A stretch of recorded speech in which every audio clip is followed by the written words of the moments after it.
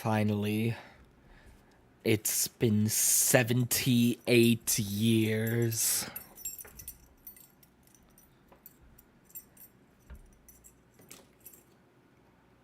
Oh.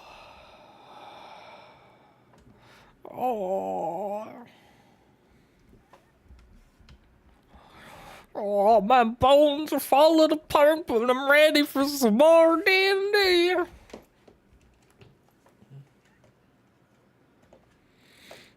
Well, look at you, Mr. Vampire.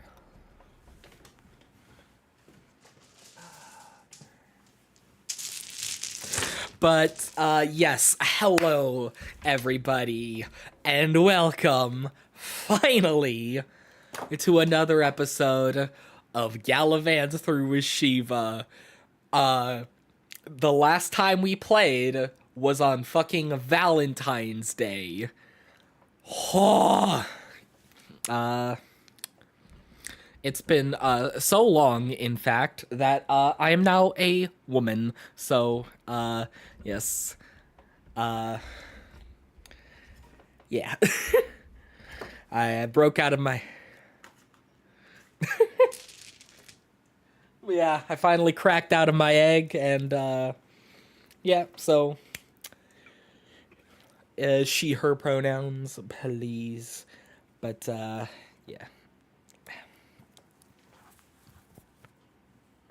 Alright.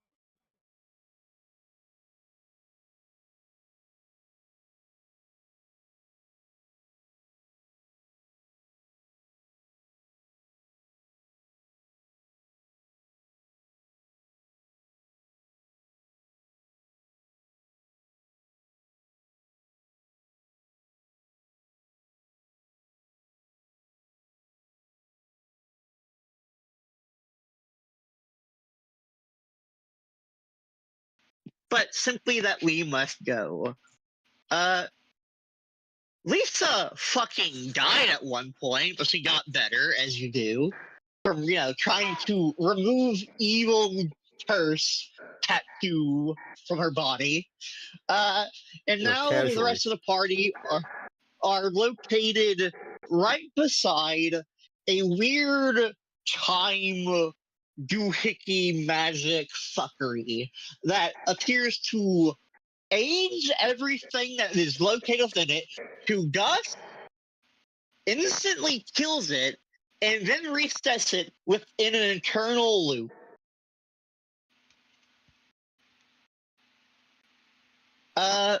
So the smart people of the party, by that we mean, of course, the one guy who has probably an ink higher than 10, Davin, is figuring out what the fuck is happening. Okay, we should specify that the one smart person that is presently there to look at the events, given that Zers is not there just at the moment. Zers being the other character of very high intelligence. Meanwhile, sure the two stupids are over there sitting beside one another, this yapping and having a talk about, hey, how are you doing? They basically had a discussion about bullshit. Lisa being a mom now, Mara having to deal with being like the entire queen, naming her sword, etc., etc. And that is roughly where we left off. Mhm.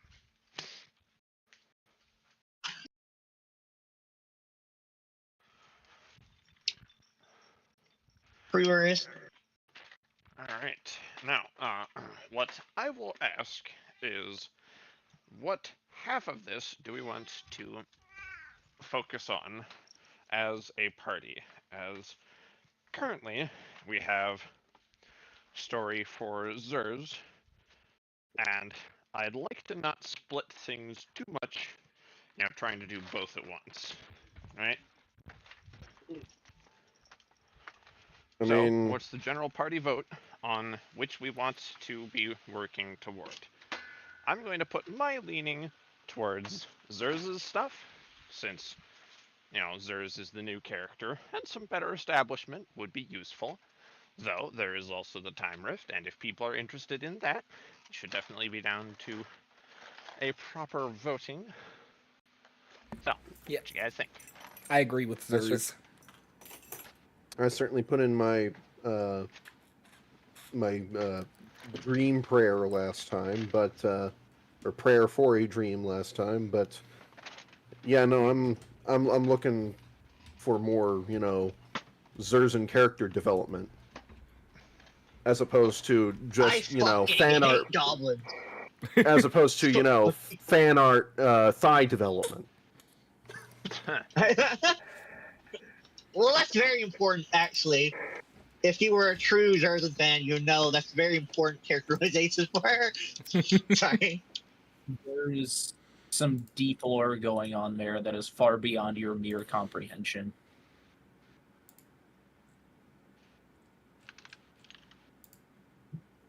All right. So, with that in mind, Zers, I believe specifically the last thing you had done is actually made it known to the party at large that a meeting was expected of them with yourself to represent the party.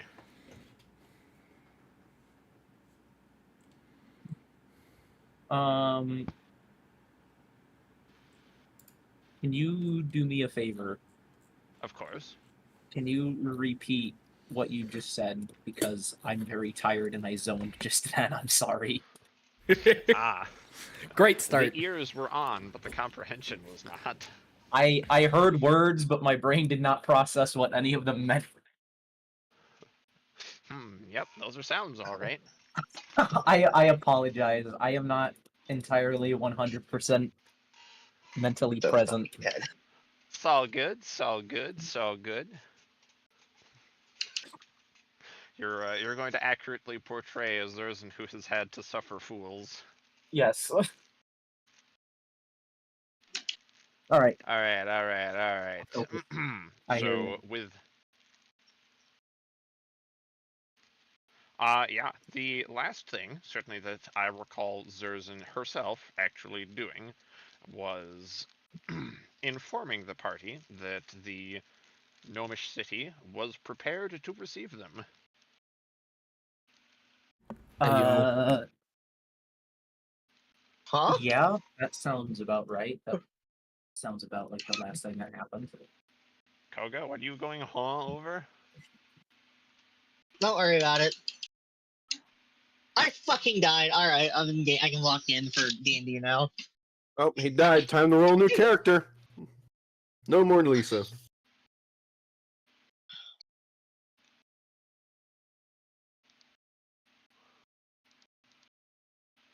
All right.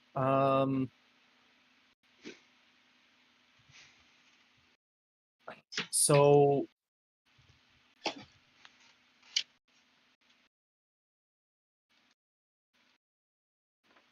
I am not 100% sure where to go from there because I thought that telling them about that at that time was kind of passing the torch to them, but it's just the ball's been thrown back in my court and I'm not quite sure what to do with it.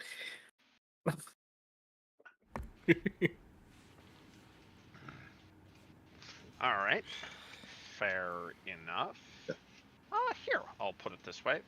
To the rest of you, I mean, you are aware that this is a somewhat time-sensitive matter that you arrive to the gnomish city in orderly and punctual fashion. So, it would be my recommendation as DM to indeed pop right on over using, I believe it was one of the teleportation circles on Gloria's wagon, which would provide you all the means to arrive there. As I believe that's what you brought with you to Funky Time Riftland. Gotcha. So no actual time rifting today. No wibbly wobbly swoobly dooblies. We Well, really the are stream the title time is option. immediately obsolete. Is that not the way with stream titles, though? I mean, if that's what you guys want to focus on for now, you can. I mean, I'm just joking. I don't really mind. Yeah, not to mention the vote was already made for Zers, so we do Zers. Oh man, the last thing I want after a months-long hiatus is to immediately be thrown in the fucking spotlight.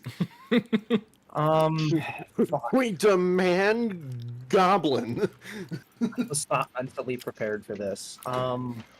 Guys, that's my emotional support character.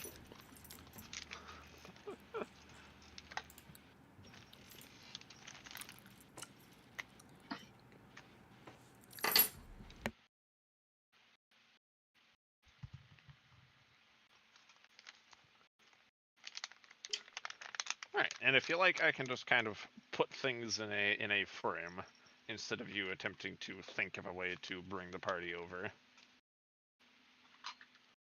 Whatever helps you out there, dude.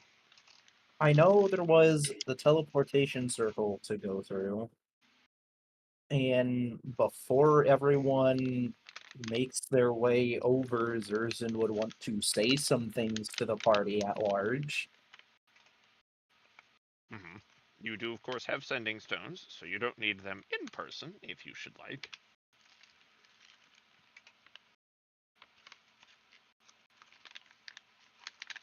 Mm,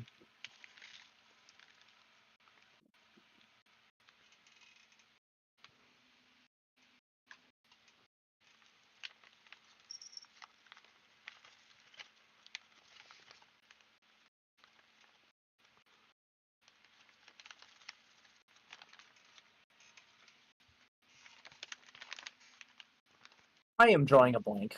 I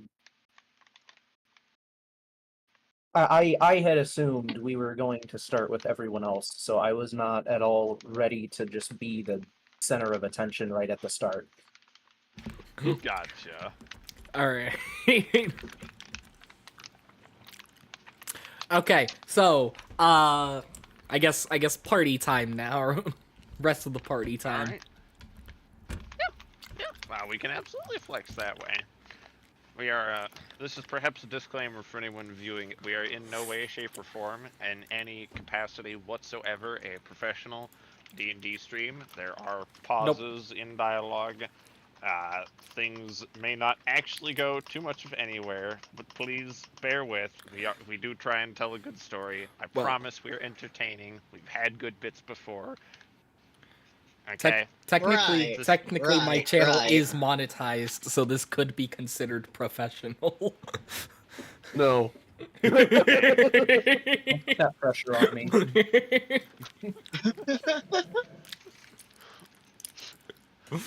Oh. Okay. Anyways,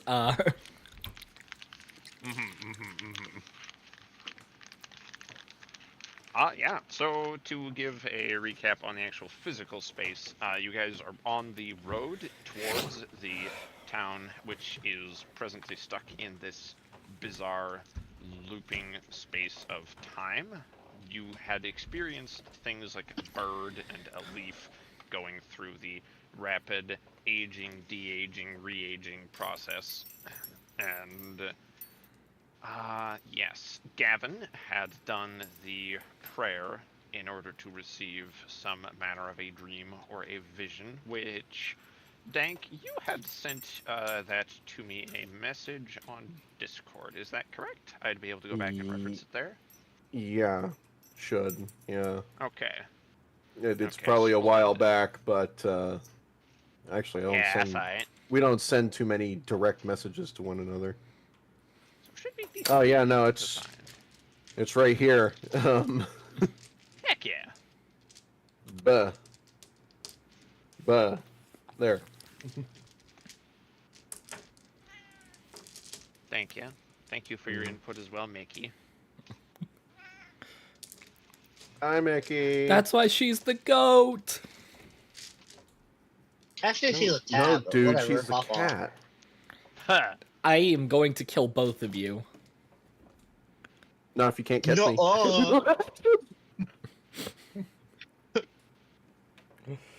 Ugh. At least 1v1s Mara's right now. Alright, so what is everyone doing at the campsite?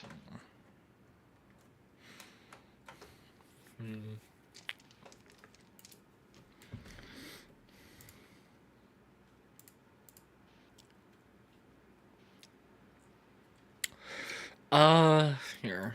I'm kind of curious. Okay. Mhm. Okay. Bro might be curious. I think Mara will sort of walk up to a Time Rift and will okay, maybe not that. I don't want to burn trees down, but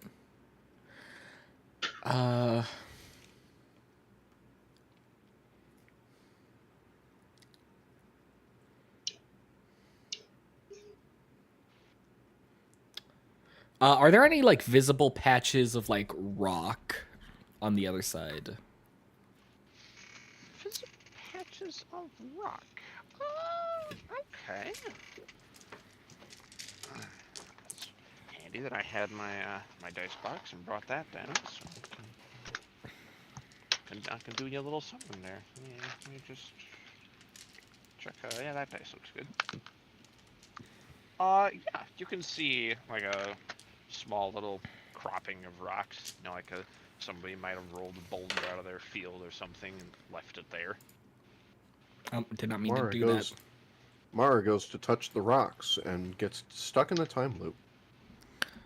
It is looking really tasty. She took it up herself. Okay. Yeah, I'm going to throw a scorching ray through the time rift and aim it directly at those rocks, Okay. just to see what happens. Right.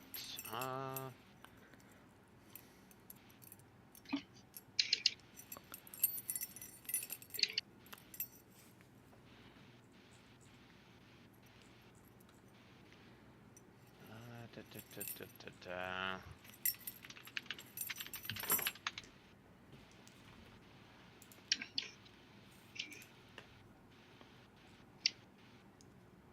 3 rays, range spell attack, 6 fire damage. Okay, that's what I was looking for.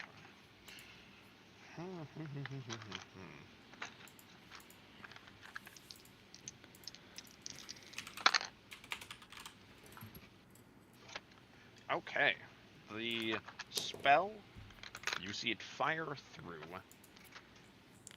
the warping of time. The spell travels, you see it strike the rock, you see the spell, like, you're familiar with how the surface of the sun kind of makes little arcs, flares, there's the word. Yeah. You can, an effect which normally wouldn't even be visible from the spell is you witness these flares splaying out from the beam as it's moving equally so fast and so slow. See it strike the rock, and it doesn't seem to actually do anything to the rock, as far as you can immediately tell.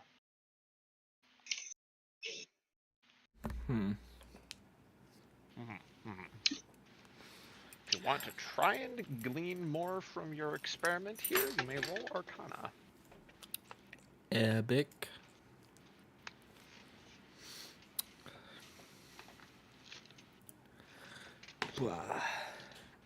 Okay, that is a total of 13. Okay. Yeah, pretty much what you already observed is what you're already getting. You do see the spell seems to be affected oddly by the warping time, though otherwise functions as intended. Okay.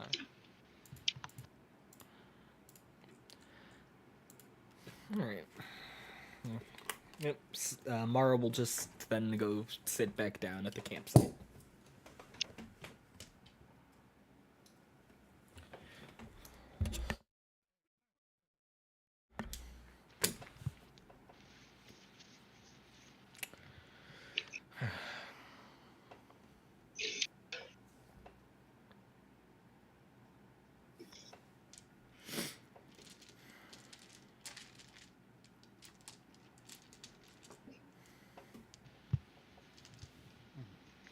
Right. Would anybody else like to make some observations? Koga or Dank? Yeah. Okay. Sorry, who or even who is fucking our favorite goblin to like manifest for pure purpose of running a cast? That sounds like something she would do. Sorry guys, this got really antsy. Oh, that was a loud ass lightning bolt. Okay. Nice. Yeah, apparently it's storming outside again, so fair warning there. Lisa is going to grab a javelin, and upon watching Mara cast that spell, she is going to try something a bit more long lasting. She's going to grab that javelin, walk up to the edge of the time stop, and throw it through, aiming for the rock also. Okay. It does enter. You do see it go through the same process of aging, de-aging, and re-aging as the other objects have done, though you don't see it actually make any manner of contact with the rock. It seems to pause, and as far as movement goes, approximately 2 or maybe 3 feet from the point of entry.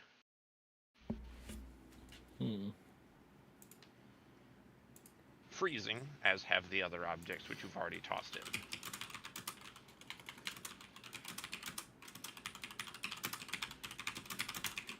Oh no, she lost one of her 5 javelins, or like 11 javelins. Why do I have a fucking long sip?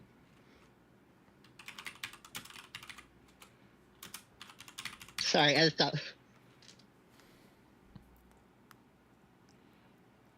I don't know, Koga. I don't know why you keep long ships in your pockets. Yeah.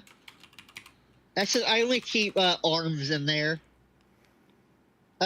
Noticing the javelin simply vanishing, she is going. Dwarfing away and looping, etc., etc. She's going to take yet another javelin, and very simply, while still gripping it, poke it into the boundary of the time loop, and then try to tug it back out.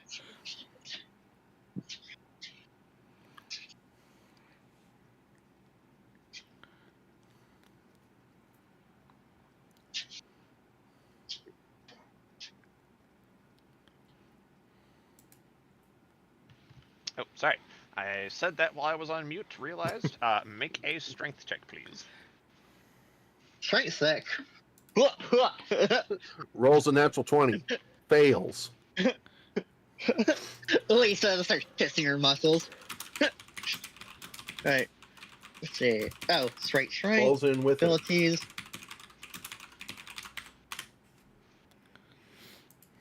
That's straight strength, right? Okay, that is Correct. a 22. Okay, you pull and you like haul, like you have to really put your heels into the ground,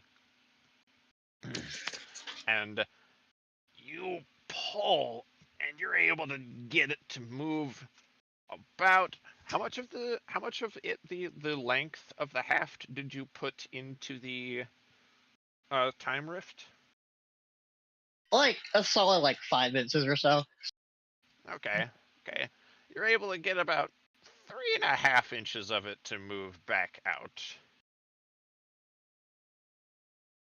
Lisa stronger than time confirmed.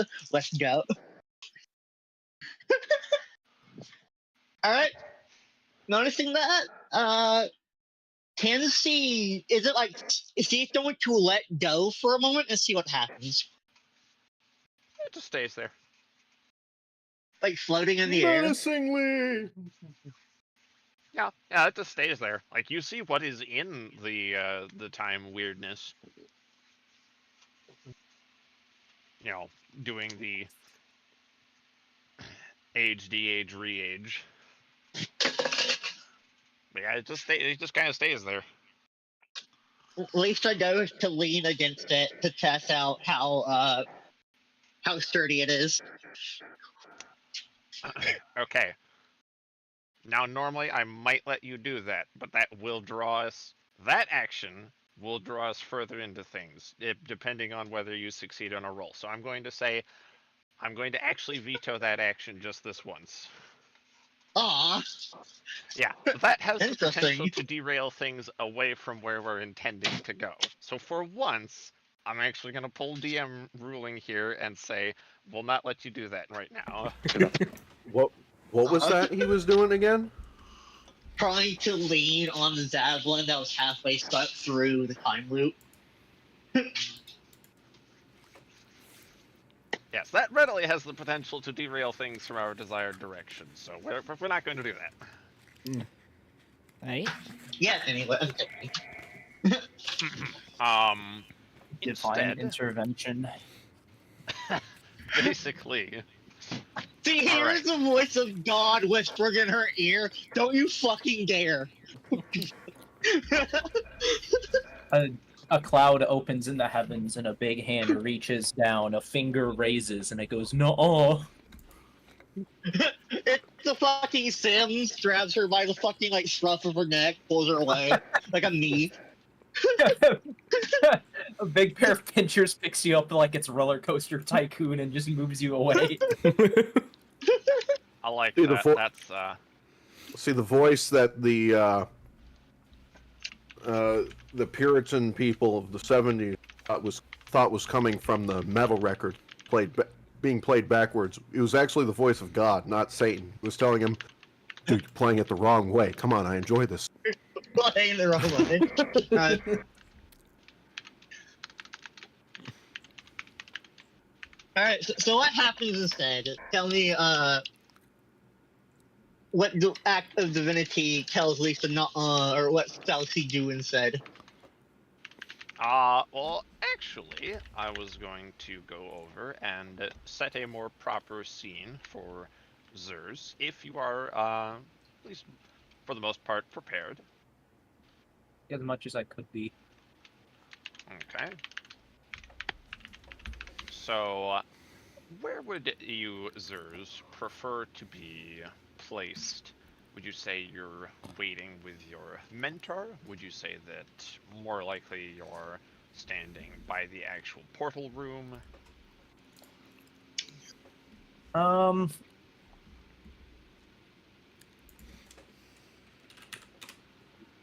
Probably with the mentor, and then I'll make my way to the portal room when everyone actually, decides to come through.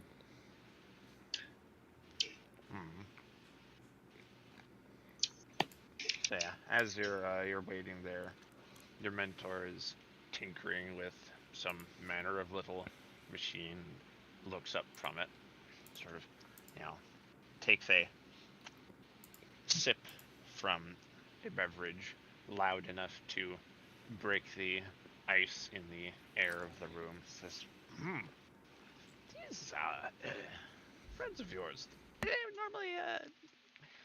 normally.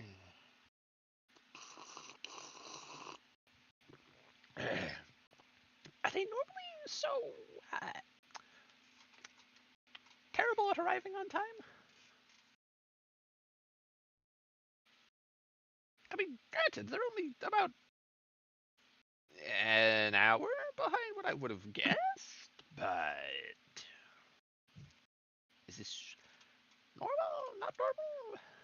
They found something that they thought was worth investigating, and so I told them to basically take their time with it. And just kind of check out whatever it was. They found something with some area where time is not timing properly, and they were looking into what all that entailed. Although knowing the rest of them, that could get things very distracted. So I should probably wrangle them in. Would you be interested in going to meet them wherever they are, or should we send someone to go collect them? Do you want to go collect them? What's the protocol here? Well, I was going to go collect them per se, and DM, assuming this is possible. I was planning on teleporting back to them, maybe take a look at what they're doing for a moment, and then being on my way back. Both to, I mean, I'm admittedly pretty curious as to what this whole time deal is, but also I have some things I want to say to them, and I would like to say things in person as much as possible, even though we have sending stones. And also, there is a thing I would like to get that I kind of just want to show off when I get back.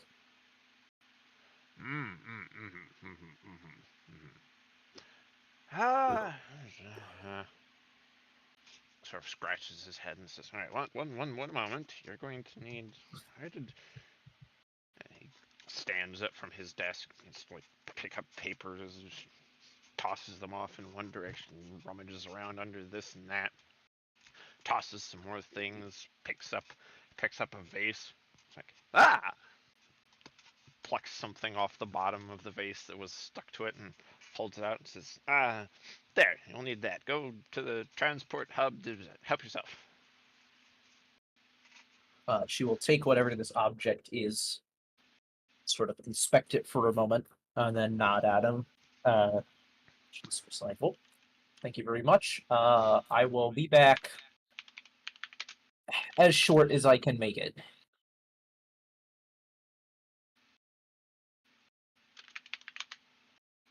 She will head off to this teleportation area.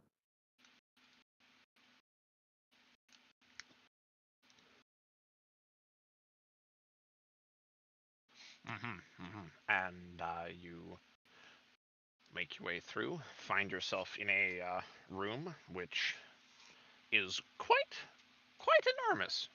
It's about 200 feet by 200 feet. There's a variety of transport pads, which honestly look exactly as one would imagine them. Think the transporter rooms from yon Star Trek, and you've got a good idea of it. Sectioned off into spaces sized for normal people, spaces sized for what seem to be maybe vehicles, spaces sized for other items as well. Yeah. So, your pick of which one you want to use.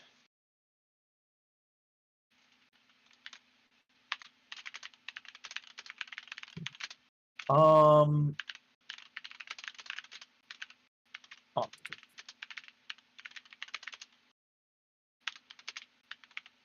I guess whichever one would make the most amount of sense for what I am trying to teleport. Then what are you trying to teleport? Or are you hoping to keep this more to yourself for the moment? I am trying to teleport 3 other goobers and small mech suit. All right. One of the vehicular-sized pads, as that will accommodate both you and your compatriots and the wagon. Okie dokie. That's where I will go then. Yeah. You step on. There's a little pedestal, which, as you approach, the buttons and screen lights up. There's a slot for you to set the card on. Doing so turns all of the lights from a dull brightness to a fairly active brightness. Then you type in kind of basically where you want to arrive, stand on the pad, and away you go. Nice. So did I just suddenly pop into existence in front of everyone else? Okay. So to the rest of the party, how many of you are actively looking at the time wibbliness, and how many are actively paying attention to the rest of their surroundings? Gavin, at the very least, might actually be just, getting his stuff up and might just be done getting his stuff up and like on for the morning and whatnot. So probably now just looking around outside his and Kitty's wagon or Okay. carriage or what would they call it? I believe carriage would be the more technically correct. Because I'm kind of thinking in the terms of the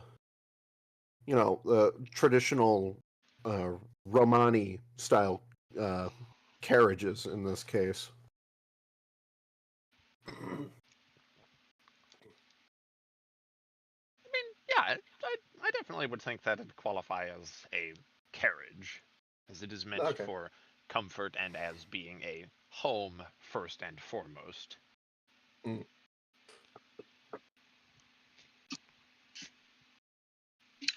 So yeah, maybe just getting out and smelling the morning air and dew with some tea on the right outside the door with Kitty. Yeah. Morning tea. You, as you're standing there and enjoying your beverage at the side of your wife, and as you're taking in the scenery, you see off to one side of the road, you see a glowing square sort of draw itself on the ground. A series of concentric circular patterns fill in inside the square. It then, like, slides up 4 walls, slides a ceiling across itself. It illuminates with a flash. You see Zerzan stood there. The walls of this box sort of fade out of existence, leaving what you can determine is functionally a wireframe outline, and stood there is Zerzan, illuminated by the glow of the glyphs of this transportation something.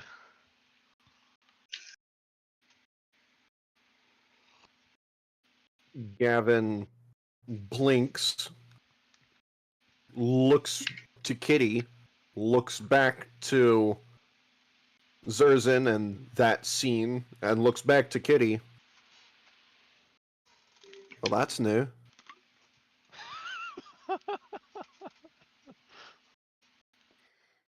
Haven't seen something new in a while.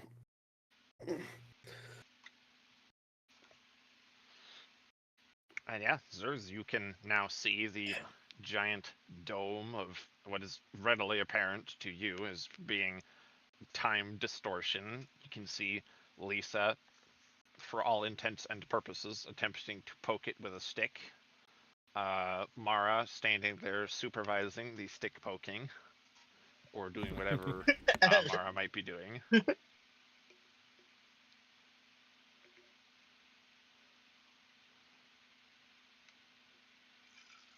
Susan's gonna just kind of look over at Gavin, quickly wave at him, and then turn her attention back to this weird time distortion and just approach it. Yeah, you are approaching in time to see Lisa almost leaning on it, and Lisa, it is at this point before you attempt your lean that well, what's your passive perception? It's like crazy good, isn't it? Mine or the goblins? You are playing Lisa, unless I am suddenly mistaken. Actually, my character is named. You probably haven't heard of her. Her name is Celera. She's a druid of the Cataclysm. I will break you in two. Also, her passive perception is 15. Okay, yeah, that's more than enough. Before you actually make any attempt to lean on it, you hear the smallness of Zers approaching, and this successfully distracts you from the otherwise foolish attempt.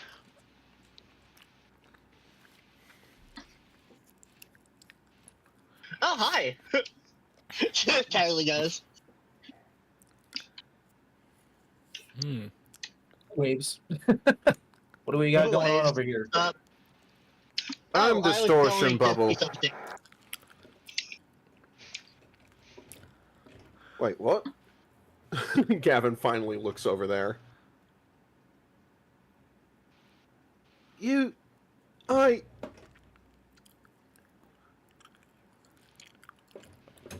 I point out a safe area of being near there?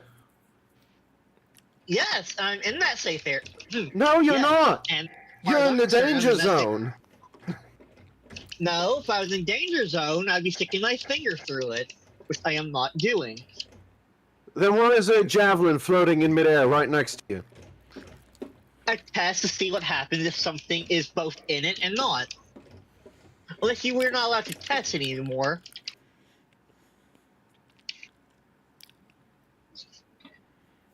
Gavin kind of just puts his hands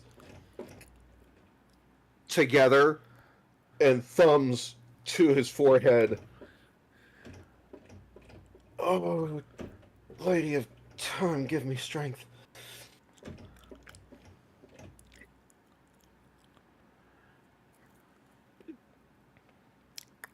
Lisa, can you see where all of the barrier is at all times? See, looks to the javelin, nods. No, you cannot. In fact, we cannot even be assured that this is a dome. Or any sort of shape. There could be a spike out in some random direction. Okay, actually, Zers, what were you going to add there? I was just gonna say that Zerzan like looks down and like finds a rock on the ground and just like kicks the rock onto the through it onto the other side to see what happens. Oh, so she's allowed. I'm kidding.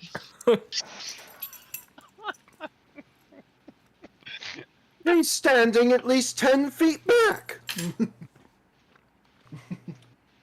For now. Indeed, Gavin, as you say, she's standing at least 10 feet back. Zers, you observe that the rock impacts about where the spear is stuck in, flies for about a foot or so, and you see it age into carbon particles, dust, various other basal components turn into sand, then back into its natural rock form as it rapidly progresses through aging, de-aging, and re-aging until it's stuck in place as a rock.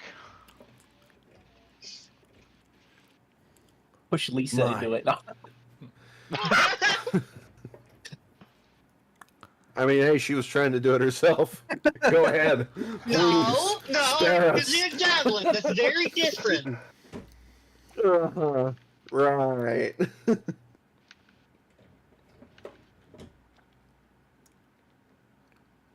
Oh, man. Can I roll any sort of check, an Arcana check or something, to see if I can make anything out of this?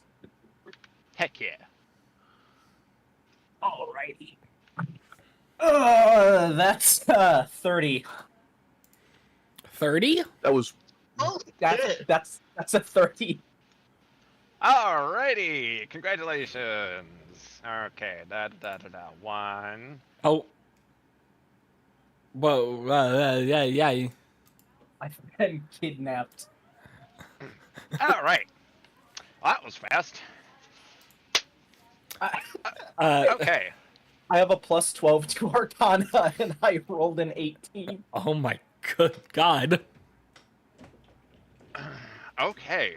You are watching, and like you start to kind of squint as you are looking at the the way that aging, de-aging, re-aging process is occurring.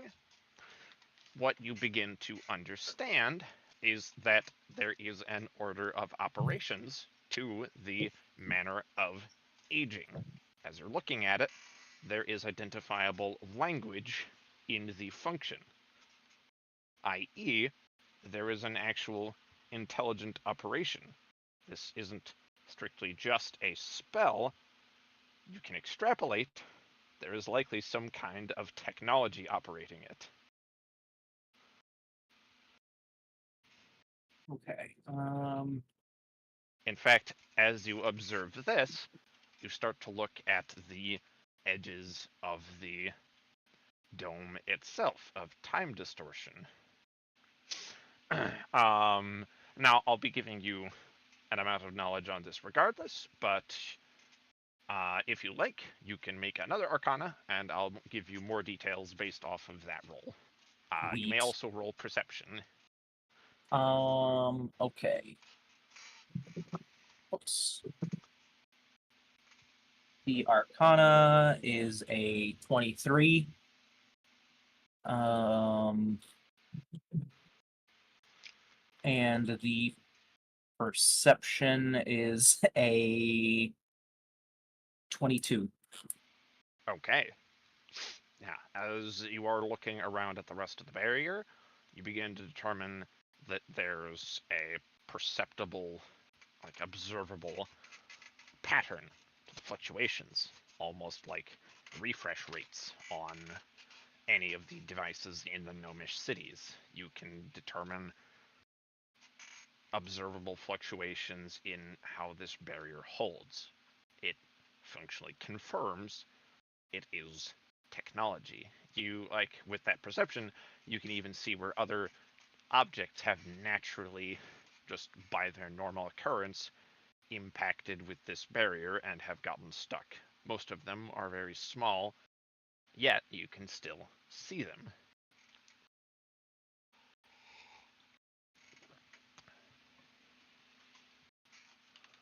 Okay. Mm-hmm. You said other things had come into contact with the edge of this barrier, right? Yes, including even something like as you're looking closer to the very ground, you can see where an insect has walked through. That's actually fantastic, because I was just about to ask if there are any living creatures that had. I Can had imagined you might be. Yeah. Can I observe this insect? What do I learn about it?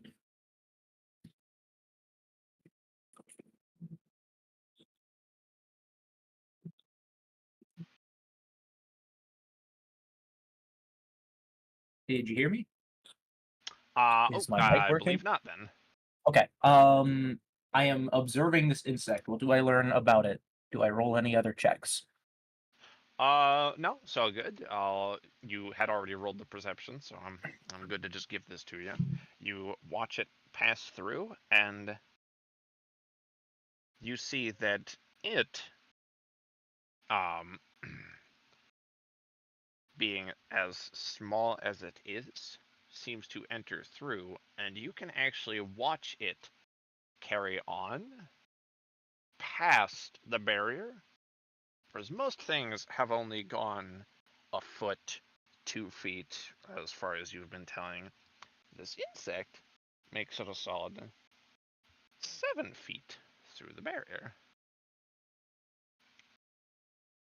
Do I just lose sight of it at that point, or does it also then proceed to go through the same time stuff that everything else has? It does appear to go through the same time stuff before arriving at the end that most things have, and that is, it simply stops in place.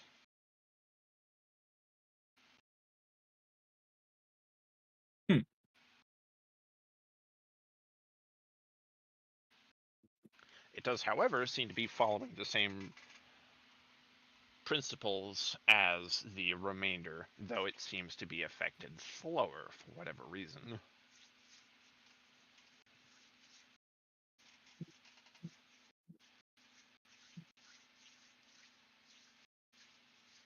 Sorry, I'm taking notes. Yep.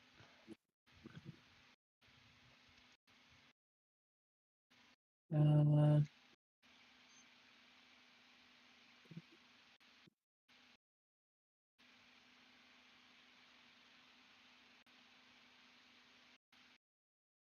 okay, is there anything else I can learn from this observation? Nothing which I can give outright. If you'd like to perform any more tests of your own, you may, or if you'd like to just head back to the rest of the group. I'll probably just head back, but I wanted to clarify one little detail. You mentioned some bits about it were reminiscent of gnomish tech, right? Indeed. The specifics was in relation to it reminded you of something like refresh rates. Like, you're looking at a monitor or something. Okay. Okay, cool. I think that's all I need then. Okay. We'll head back. Actually, no, isn't in school grades, isn't C average, not B? I don't know, man. Hi. Oh, we're Hi, we're having a debating whether or not conversation Lisa about is how we're determining what grades that either Gideon or Lisa would get. So Uh, the question is what's average grade, B or C? C. C? Okay. Gideon gets a C minus, and Lisa barely gets a C. I think you are just a hater. Yes, but also no. But also yes. But also no. Which is it? You'll never know. Hell, at my school, C was the minimum required to pass. Oh, I need to start up my battery. Speaking of having a C, I need to charge up my fucking batteries. C is minimum in most Here we go. grade schools in the U.S. But Oh. once you get to college, it's D. All right, real quick. As fascinating a topic as I am sure this is, we shall be getting back. Do you say to Dungeons and sarcastically? Dragons.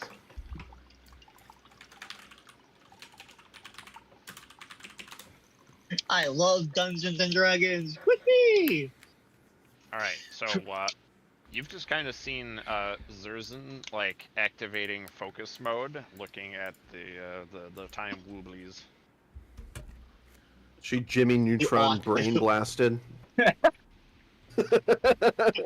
Autism and days. With with a fucking Arcana check of 30, she may as well have.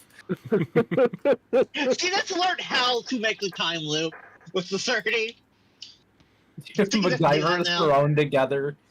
That's the difference between scholar intelligence and or theoretical intelligence and engineer.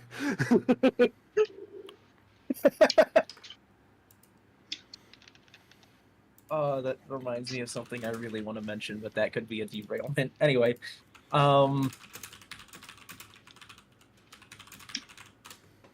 okay, but yeah, Oppenheimer be like, I don't know what you made, but it's impossible. yeah. His fellow professor says, well, I don't know what's impossible, but I just made it. Anyway, she kind of, you see her focus in on it for a couple moments. She just kind of nods to herself, and then she steps back away from it and just kind of addresses everyone at large. And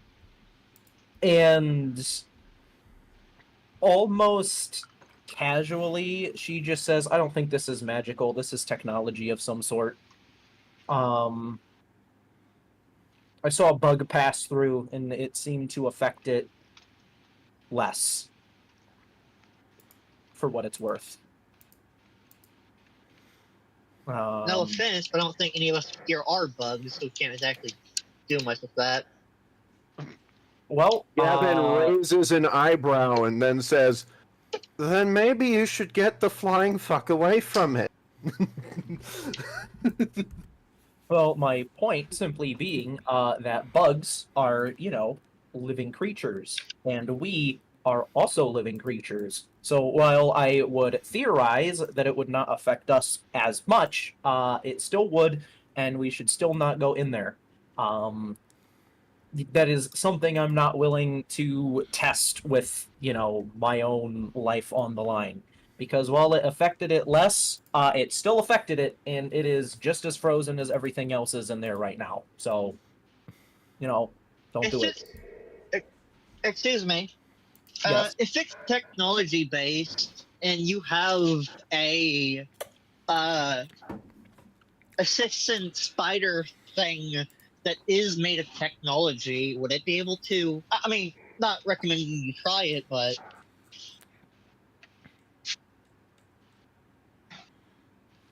I see where you're coming at, but I have a better idea. Zerzan, I assume you're here to pick us up. Oh, yeah, I just wanted to take a look at whatever this thing was. I'm glad you did. That is an extraordinary insight, and again, blessings that you are here with us. There's always a reason. But, we should go and see to the Gnomish City, and perhaps if things go well, you said this is technology-based. I trust your judgment. Perhaps...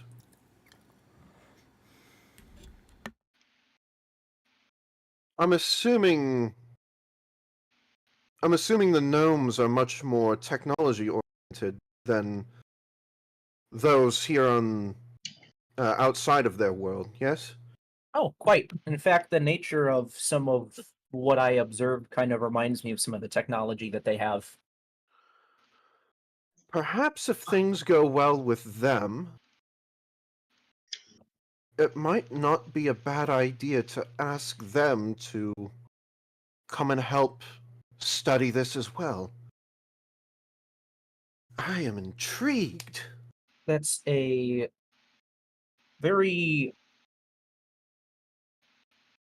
hopeful take. It took a lot to convince them just to bring a couple of outsiders in. I highly doubt many of them would have any interest in coming out. I'm not saying we can't ask. I'm just saying don't get your hopes up too much. Oh, Considering their isolationism, I won't, but still. Surely one or two might at least raise an eyebrow at heavy time distortion, especially on a scale like this. Especially technologically based. We can always ask at some point. But yes, I did come to collect you guys and bring you into the city.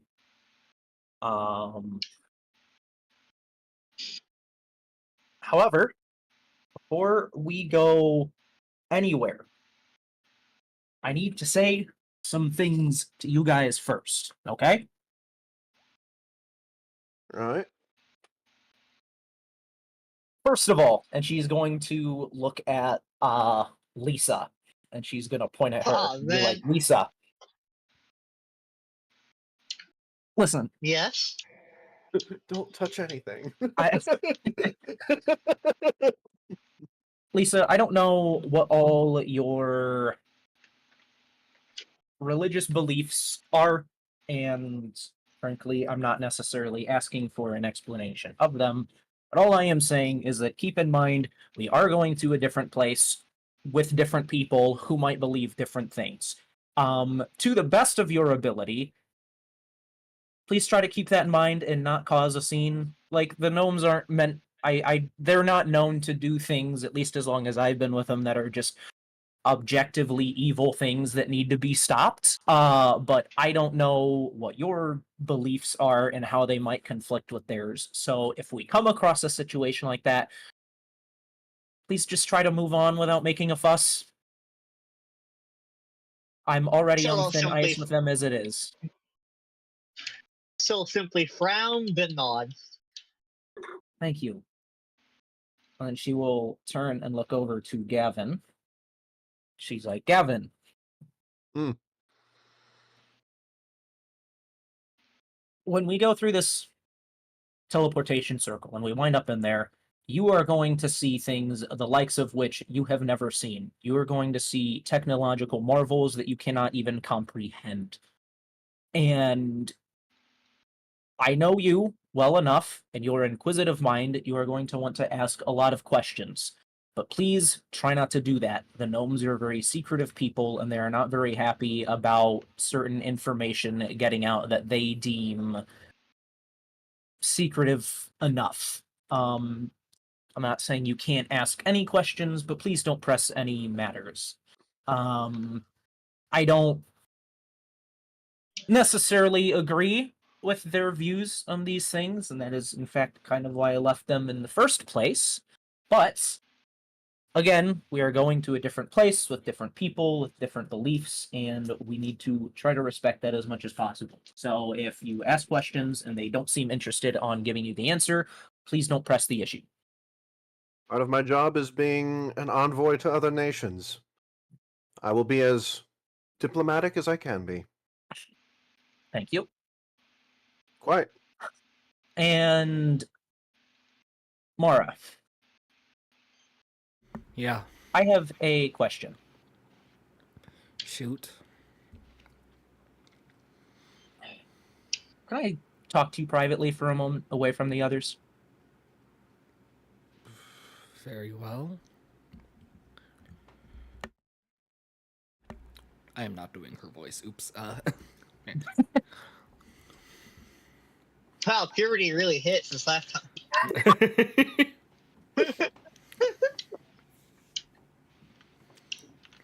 Time dilation aged her just by being in its proximity.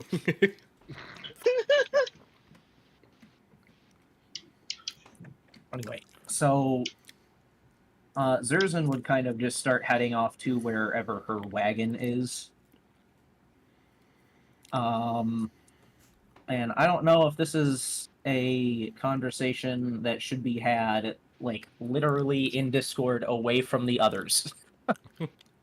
Ah, okay. Yes, yes. Well, then we can pop over there shortly. Okay. Sorry to leave you guys again. We'll be back.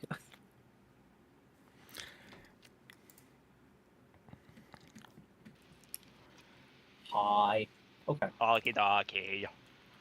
Here you are. All right. You may start the So racism now. yes, finally. Uh, um. I got the list of slurs right here and ready. Um.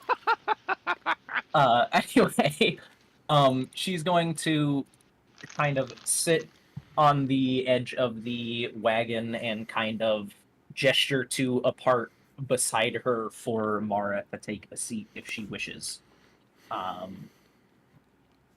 And she's just gonna say, "Listen, Mara, I know you're going through more than I could possibly fathom right now, and I know you are looking for something where the gnomes are. With my experience with the gnomes, their culture can be just as hard to navigate as the labyrinth that is the gnomish city.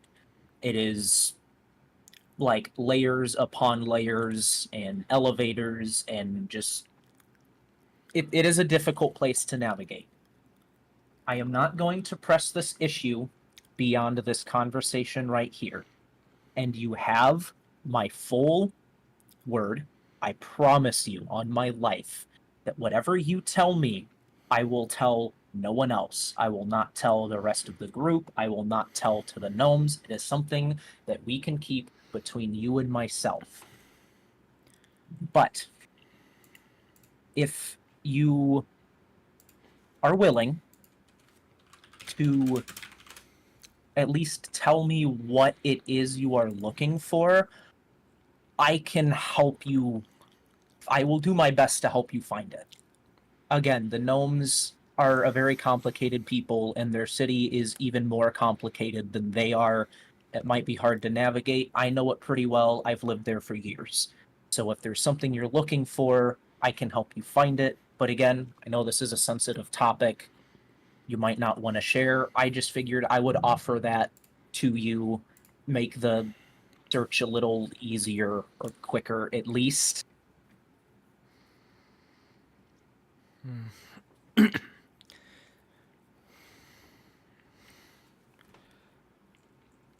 She sort of looks away and sort of just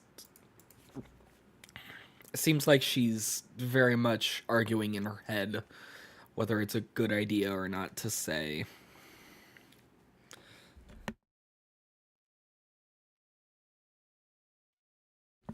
Um,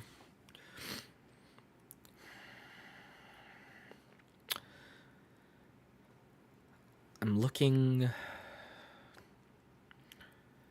for information regarding mortals turning into gods.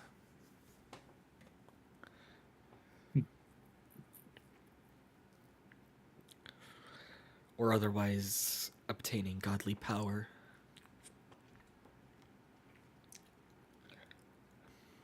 She kind of leans back and tenses her hands together. Seems to think for a bit. DM, is there anything Zerzan might know in the city that might lead to that direction, or is that something we'll worry about when we get there?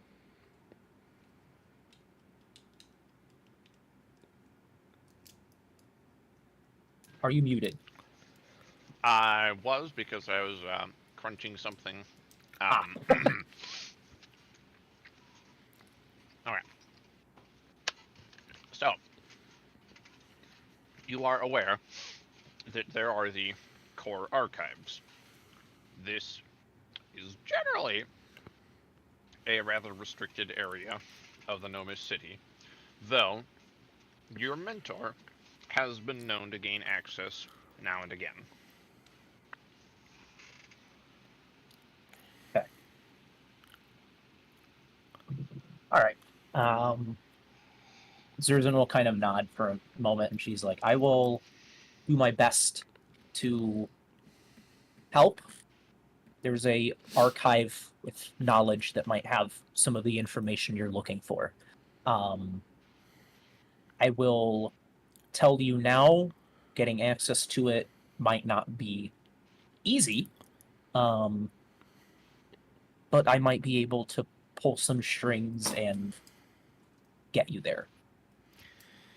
I'm ready to do. Um, I'm ready to do whatever needs to be done.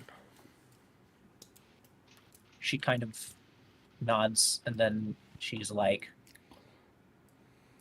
I have one more question. If just for my own curiosity, and this is something, again, I don't expect you to answer. But my curiosity is getting the better of me, and I'm just kind of want to know why you're looking for this information. I'm not judging, I'm not bothered by it. I'm just genuinely curious. That's some very specific information to be looking for. But if you don't want to tell me, you don't have to. I'll leave it at that.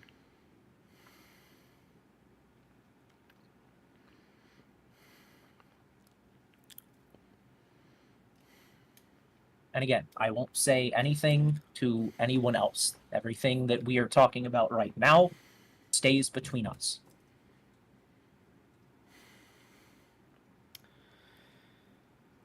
There's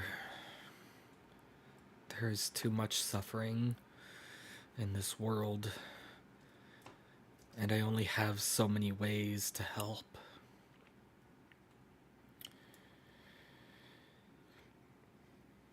I want to be able to reach as many of those in pain as I can.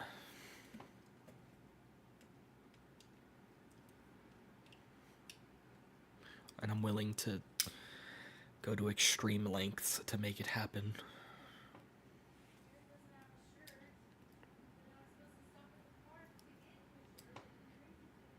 Nods thoughtfully for a moment. You see her open her mouth as if to kind of say something before she determines that it is probably not the best idea to say it, and she just nods again. She goes, very well.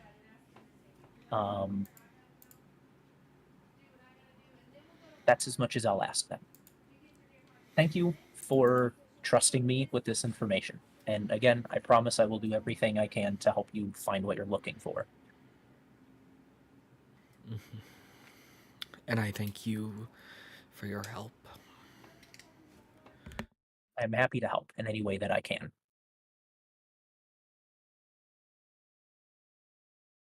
Now, unless there is anything, do you have any questions for me before we go back to everyone and get the show on the road? Not particularly, just remember, not a word. Not a word. You have my word. She nods. Okay. And with that, I think we will head back.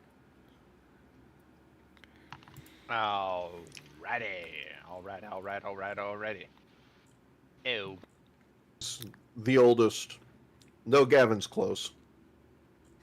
Hello. Hello. Gavin's close. That's a really weird thing to hear out of context. Yeah, he's about to morb. Well, Go morb all over the place. alright, Oh my god. here's a fit.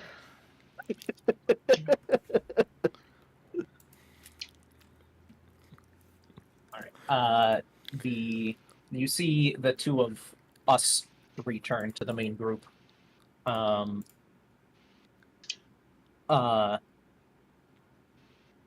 you see Zerzan kind of get a look on her face of like kind of sudden realization as they're returning, and she goes, "Oh, I actually did have one other thing to mention before we go anywhere. Directed this time at you, Gavin, and you, Mara. I feel like I don't need to say this, but I'm going to say this just so I feel better about myself should something go wrong. I am aware that the two of you have some, Gavin, with your being a werewolf, and Mara with whatever this dragon thing you got going on is that I've only seen a couple times. Sorry, I don't mean any disrespect. I'm just making an observation. If you guys are feeling stressed at any point and like those might come out and cause a scene, please let me know and I will do my best to get you out of the situation as fast as possible so we can take care of that before it becomes a problem. Agreed. You don't I don't need to know worry. what we're gonna come across in there exactly. I don't know how things are gonna go, so I'm just sort of putting that offer out there. I have no idea what that is like with you guys. So, if you need help with anything, if we need to get out of whatever situation we're in, just let me know. All right? You needn't worry. I believe I more or less got it in check. That is excellent to hear. I'm gaining more control, but there's a back and forth at the very least. I can't fully control, though. So I will let you know. Especially if it starts coming to the time of the lunar cycle. Excellent. Yes. I did have one question. Yes. I can't believe I didn't ask this before. I know it's probably an area we're teleporting to that can take your wagon, but what about Kitty and I's carriage? Unless, Kitty, you're not coming.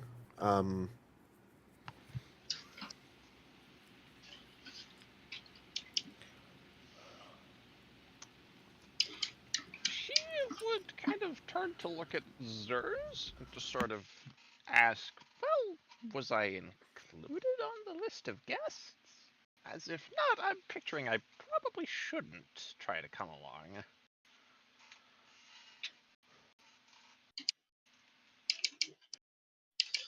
If I'm not mistaken, Zerzan did like specifically mention that C was a possibility. That's as a reminder.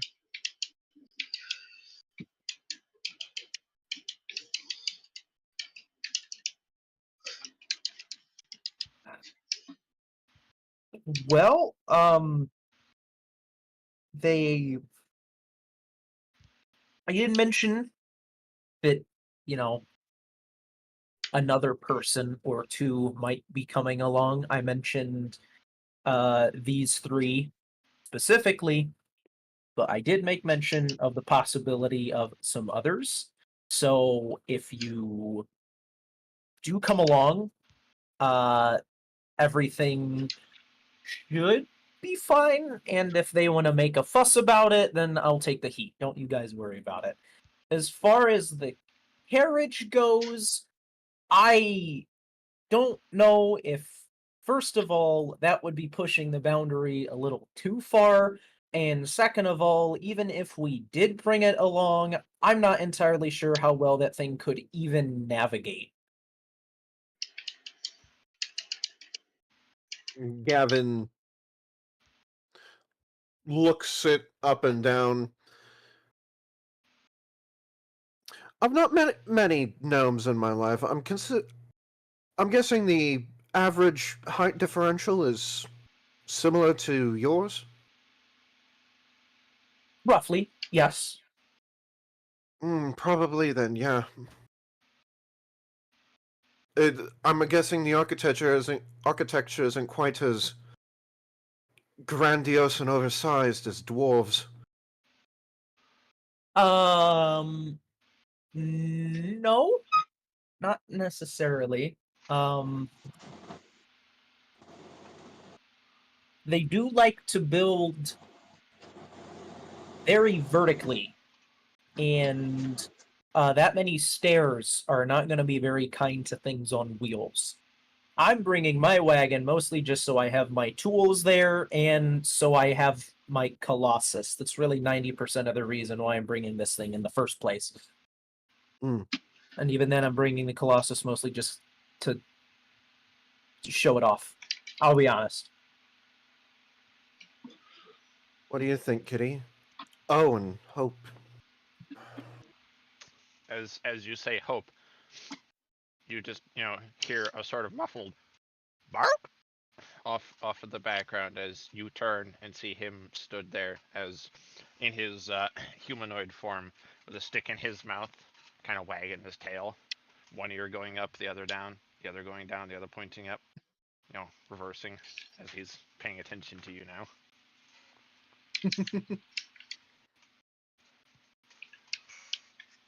Gavin kind of waves him over.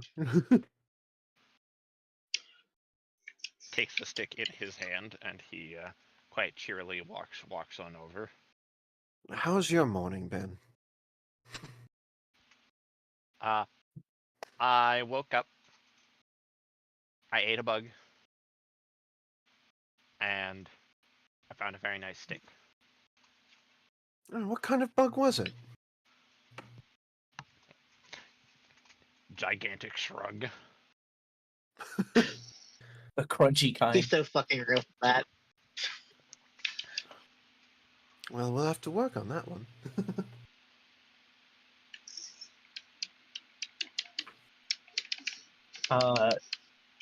She will then turn her attention, Zerzan will turn her attention towards Hope. And she'll be like, hey, did you hear the things I was saying earlier? Nod. Okay. I just want to reiterate, if you're feeling a little stressed about a certain environment, please let me know so we can calm you down before anything happens. And you can tell she's really trying to not be super direct with it. Like, she's trying to be really respectful about things. He kind of blinks, like kind of processing, and he makes a mouthing motion, like oh, and then he nods. Okay, cool. Thank you. Then, with that, do you guys have any questions for me before we go? Anything I can answer?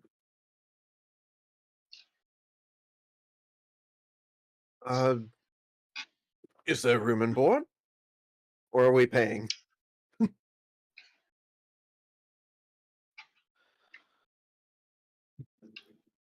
That is a very good question. Do they even use our currency? They sound very isolationist from the sounds of it. Isolationism is one thing, but gold is gold. Yeah, if nothing else, gold has a surprising amount of technological applications.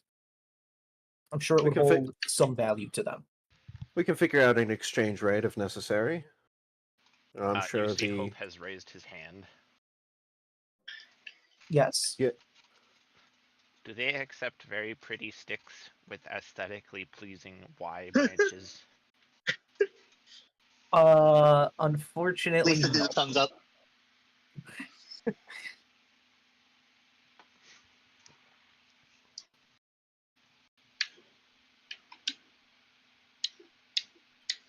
Oh yeah, by the way, Lana.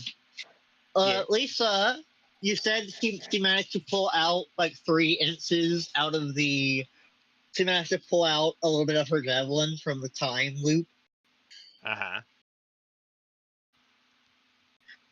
She's going to inspect these parts she pulled out and see if it's been visibly aged up at all or looks any different from its time within.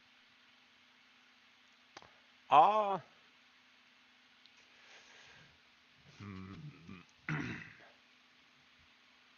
ahead and make an intelligence check.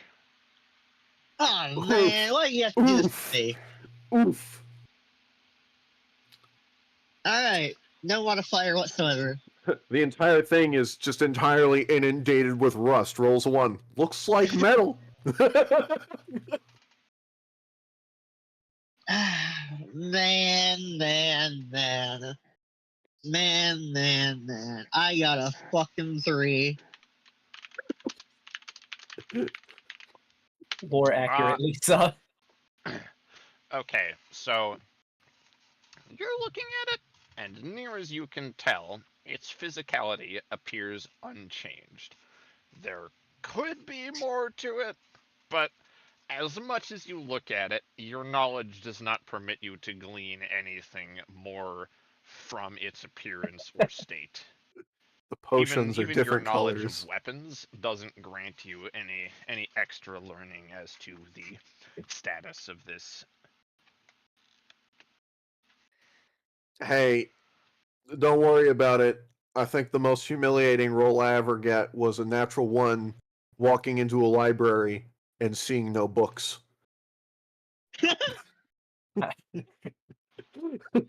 That's well, I commend you in your very polite, professional way of saying you stupid. You stupid. You dumb as hell. You got that smooth brain. Can I Either lumps or can I- baddies or bumps. twist your arm a little? Just a little, just a tinge.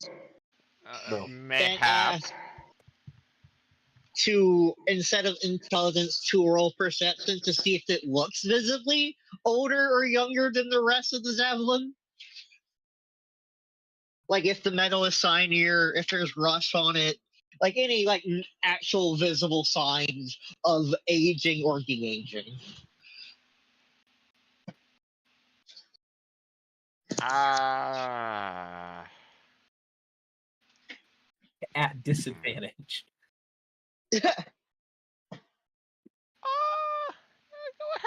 Go ahead and try some wisdom. I'd say that falls under that. So wisdom instead of alright. That's straight wisdom. Yeah, I can't think. Oh, let me actually go look at a character sheet real fast. Yes, yet again, no fucking modifier. Poorly. Like I said, hold on, don't go nowhere yet.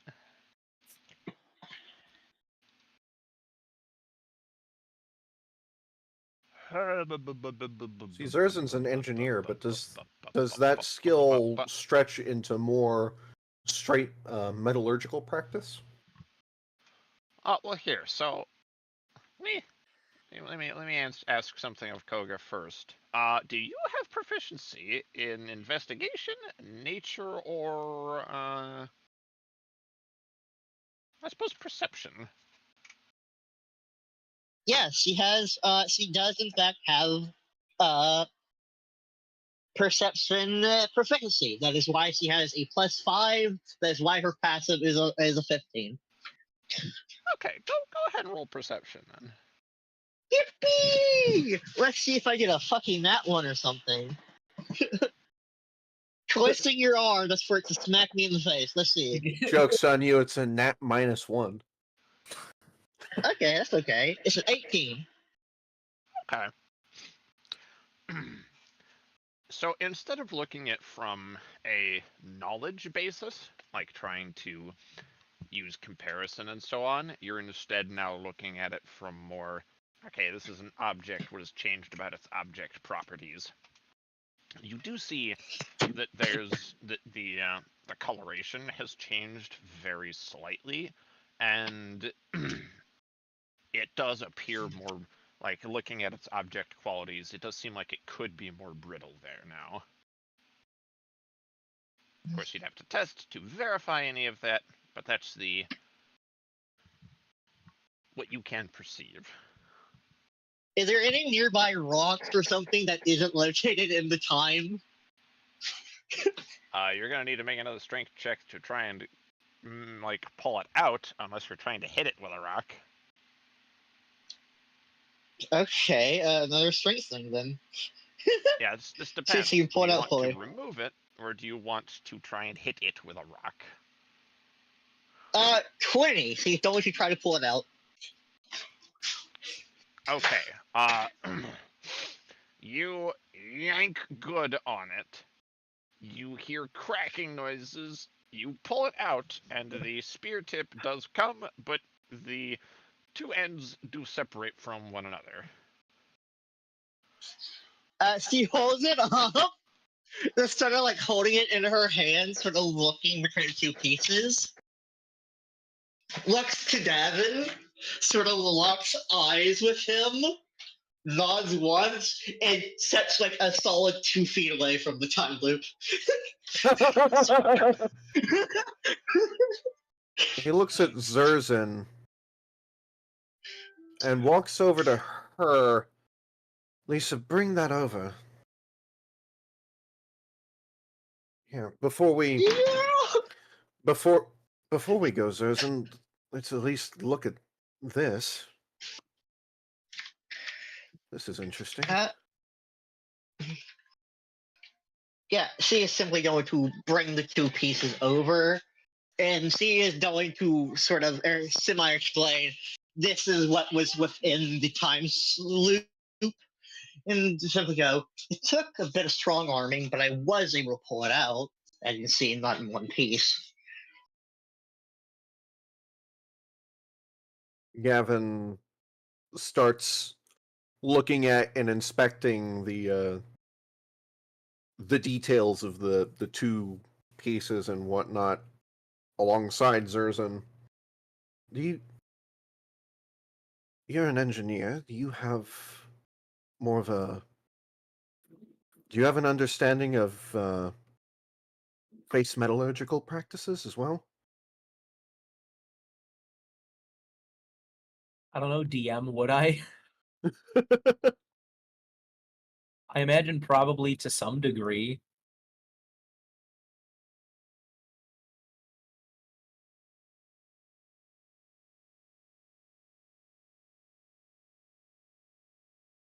No. Mr. DM man? Sorry, I must have hit mute again while I was munching something. How dare you? So, do you know how to make things out of metal? Yes. Do you, however, possess the quantitative and precision-based knowledge of blacksmith? No. Okay. She kind of shrugs and she's like, kind of? I suppose I'll put it this way. Could you make a horseshoe? Yeah. Could you make something like a flameburge sword? No. Well, I figured she would have had some basic level of something considering she, built a fucking mech suit. But Right. Well, I just didn't know the extent of the knowledge. do we want to roll separately or have one of us roll with advantage for something? Looking at... Yeah, what kind of check would that be actually? Or what kind of potential checks? I don't think that would be Arcana. That wouldn't really make a lot of sense. No, but I do have investigation, and my investigation is just as strong. I got good investigation too.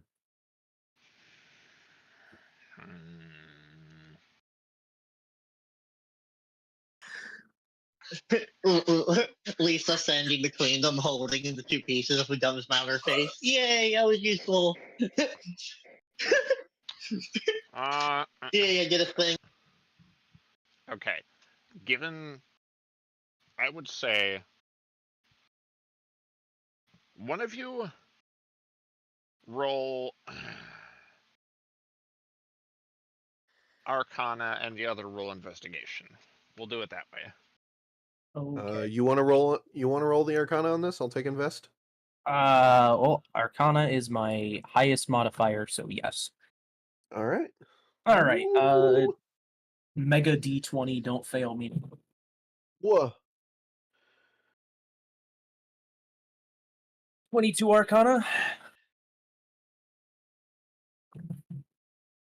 That is also a 30 investigation. I rolled a natural 15 on that. Oh, okay. So your investigation informs you that this is distinctly older. It shows similar aging to some artifacts of old wars recovered from battle sites. So this could easily be aged in at 200 or more years old. To you, Zerzan, instead of looking at the physical properties, I'm treating Arcana as kind of science in this case, and as you're looking at it, you can see oddly repeating patterns in the as you're like really looking at it, you maybe pull out some of your tools to begin more particularly inspecting. There's odd changes in the patterning of the crystal structure, near as you can assume. Gavin pulls out his antediluvian dynamo, shows it to Zers. Look at the oxidation on there. Very similar to this. This is... I found this in a very well-preserved state, but considering how old it must be, but I'd say this javelin aged somewhere around 200 years. 200 years to the elements. The aging seems to be the most normal thing about it. Whatever this thing is, it's changing the literal physical makeup of the object. Oh, did I get out of here? Well, as much as I would love to spend days investigating this and trying to learn more, as fascinating as this is, we do have other matters to attend to, and we can come back to this later.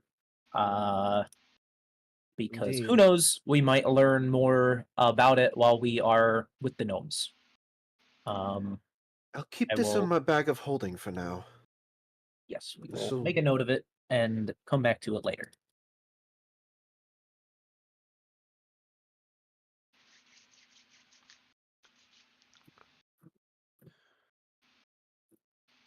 Gavin looks over to Lisa. As foolish as that was, that did give us something, so I do have to thank you.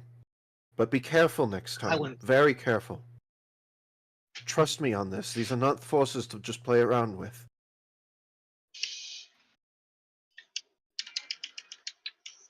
I very much knew what I was doing. I wasn't about to stick my hand through it or a limb. I don't doubt that. But accidents do happen. Science is full of them. A number of fellow scientists I've met with missing digits, or limbs, or eyes. Just be careful, please.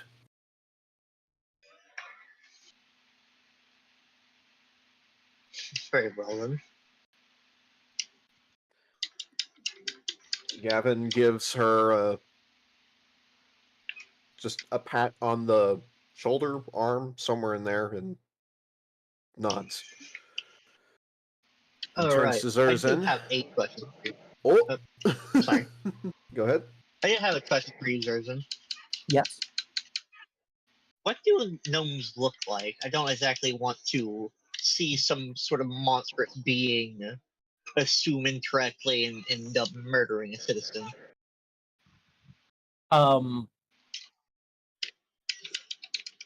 They basically just look like small people, right, Lana? Just really short Yeah. people. Maybe slightly larger noses, but other than that, pointy ears. Very, Yeah. very short, stubby elves Yeah. with Keebler noses. Keebler elf noses. Yeah, she seems a little perplexed at the question, but then she's like, just kind of look like small humans, maybe some slight differences in like body proportion, but they just kind of look like humans. They're just, I don't know, not much taller than me.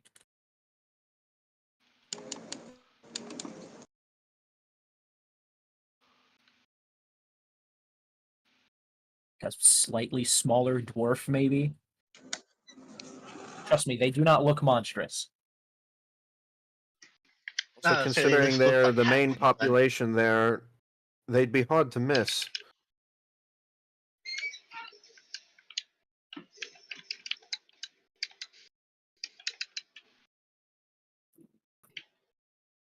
So yeah, I don't think you're gonna have any issues mistaking a gnome for a monster of some sort.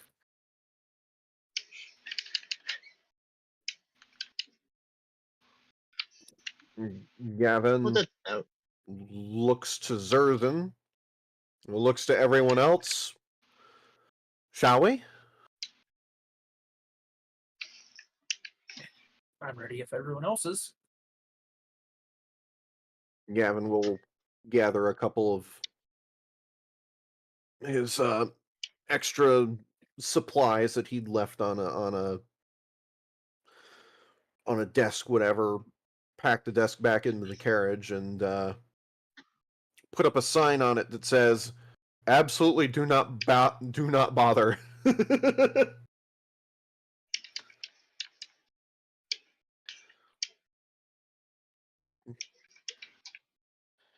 Well, if anyone steals this, we should be able to find them, right, Kitty? She nods. All right, we're ready, Zerzan.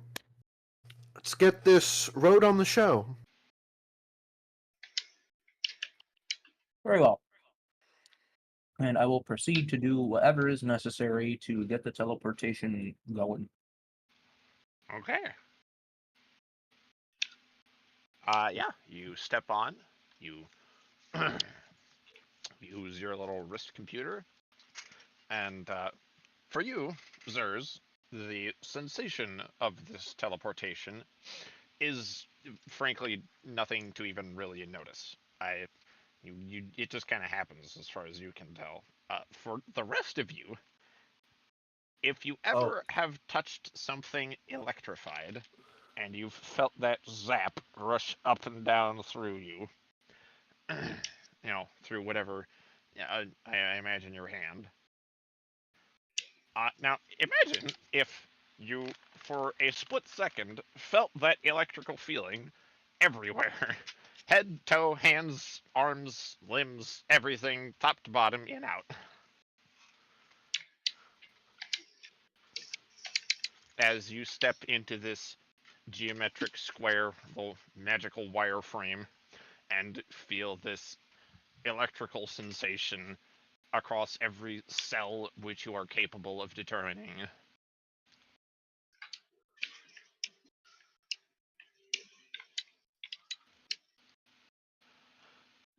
And next time you blink, you are stood in possibly one of the most cavernous rooms you've witnessed since being in the Dwarven Kingdoms, and this looks like no architecture which you have any means of correlating at all. Geometries, lights, things embedded in what looks like neither stone nor wood, angular devices, things moving by no magical means. You can see machines of some kind driving past on what appear to be roadways, lights on the floor lighting up and changing, personnel walking from area to area, and a pair of guards stood nearby this pad that you've just arrived on. You say it's an electrical sensation. Does it actually is it actual like an electrical current? Does it poof with hair? No. It feels like that's what it should do, but no. Gavin blinks a couple of times. Oh, what a rush. Yeah, what is everybody doing in response to this sensation?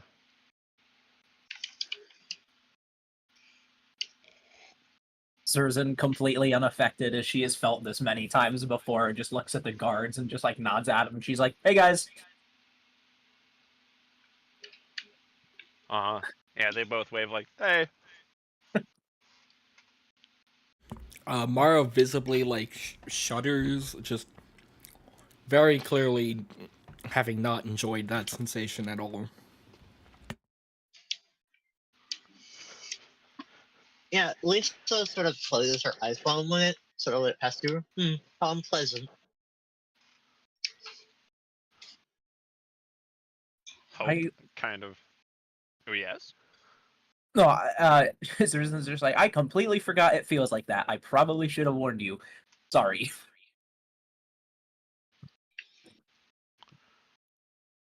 Yeah. Hope also kind of clears his throat and asks, why did it feel like I was made of bees? Gavin looks to Kitty to see how she's doing. Uh, of the total of the group, she looks the most wigged out by that sensation. Like, she sort of stood there, pupils dilated, like kind of looking around, and, like carefully taps both feet on the ground. Takes a deep breath, unclenches her hands. You all right, love? Ah, great sensation, that. A bit like a sucking grass. Gavin raises his eyebrow at everybody. I don't know about all of you, but that felt neat.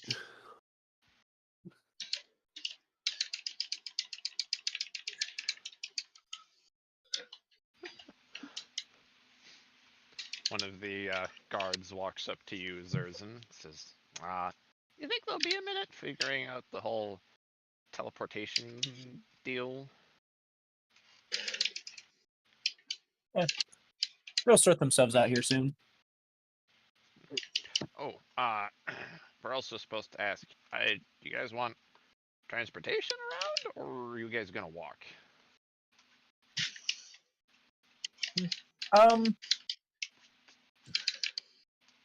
She points at the rest of the group. She's like, they might need transportation more than I will. And she kind of gestures back to her wagon. It's like, oh, that's kind of neat looking. Yeah, new thing to show off. You have no idea. Yeah, She has like this I, like mischievous grin on her face as she says that. I'm I'm presuming you're gonna want to head to the Scholars Hall then. Your presumption would be accurate. Yeah, the other eggheads will be happy you're back. Or not. Depends. I mean, yeah, it depends. If you accidentally poison them or light them on fire, or poison and light them on fire because poisonous gases. It wouldn't be any worse than things I've accidentally done before. All right, fellas, let's saddle up. Right. Gavin just claps his hands together and, you said something about transportation.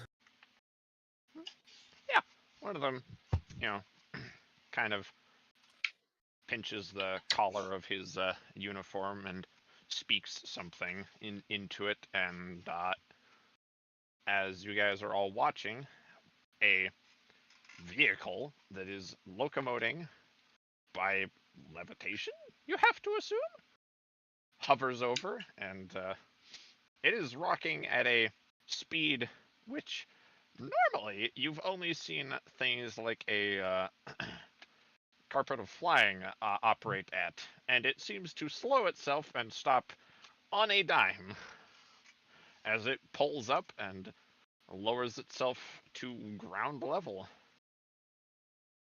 And you can see a lady sitting in the operator's seat. She gives a little quick hand salute, like, all right, where are we going? Oh, hi, Ziz. Hello. Gavin marvels at the fucking levitating car before him. Eyes wide and just the biggest grin on his face. Absolutely fascinating. That's among the more normal things you're going to see around here. Gavin looks at Zerzin, and this look is absolutely comparable to just the most giddy of schoolboys. Just try not to get overwhelmed there. No, it's a lot to take in.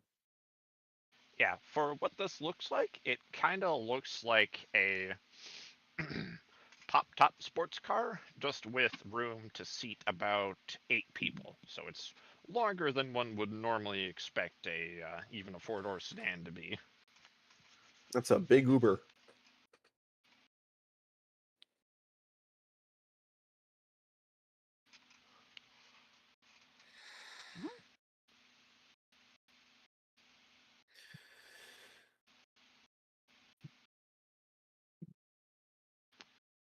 And she kind of is looking around, like, "What, are you gonna climb in?" They will be. You I don't got know. my own sorry. ride. Oh, sorry. Here, you see the little handles there? Push them in, then pull back. That's how you open the doors. Sorry, didn't realize Gavin- you guys were new. Gavin does so, and he's just marveling at everything. Intriguing. And he'll go ahead and climb in, pop a squat, and the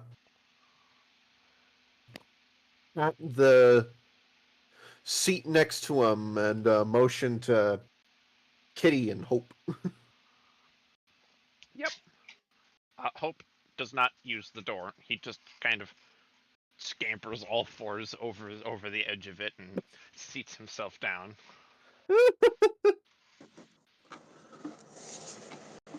Kitty, much more daintily, uses the door.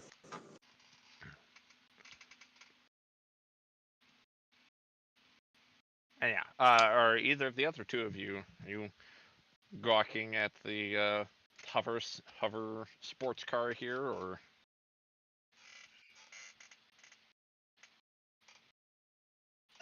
Lisa will simply slowly enter, sort of looking a bit confused. Like, very hesitant. Lisa climbing aboard, like, nice doggy.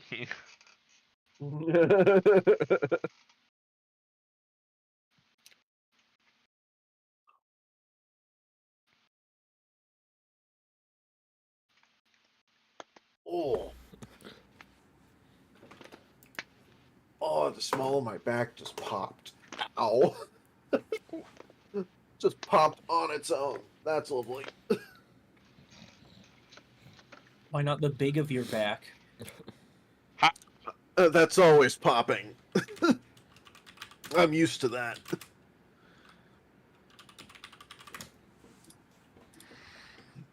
Oh, boy.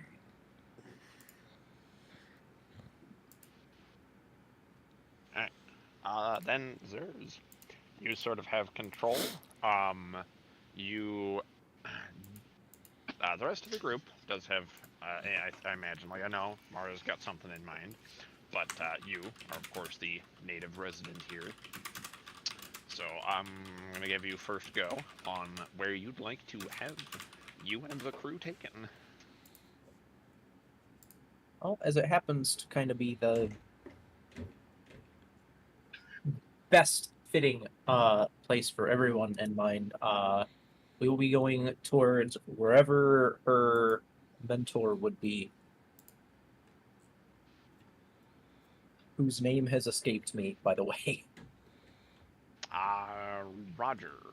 We can find that. Very by normal him. name for a gnome. Roger the Bodger.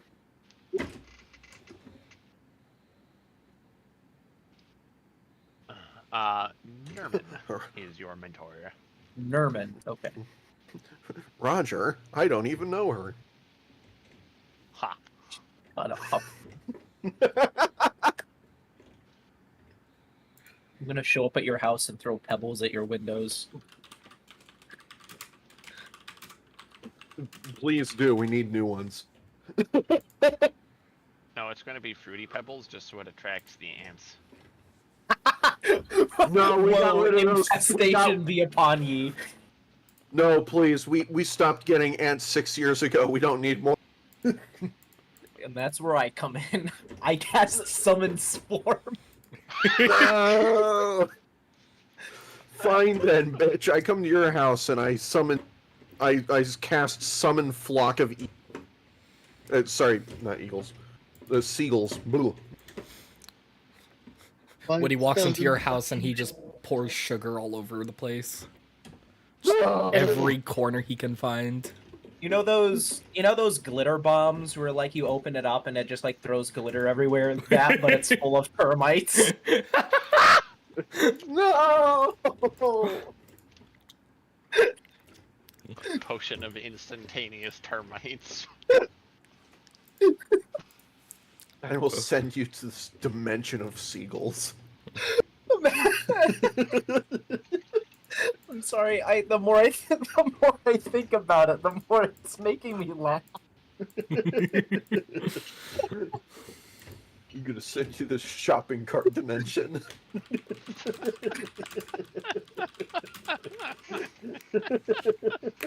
Oh, opening the box of creatures that devours your home's foundation. Oh, okay. Anyway, we need to get off this tangent. I'm sorry.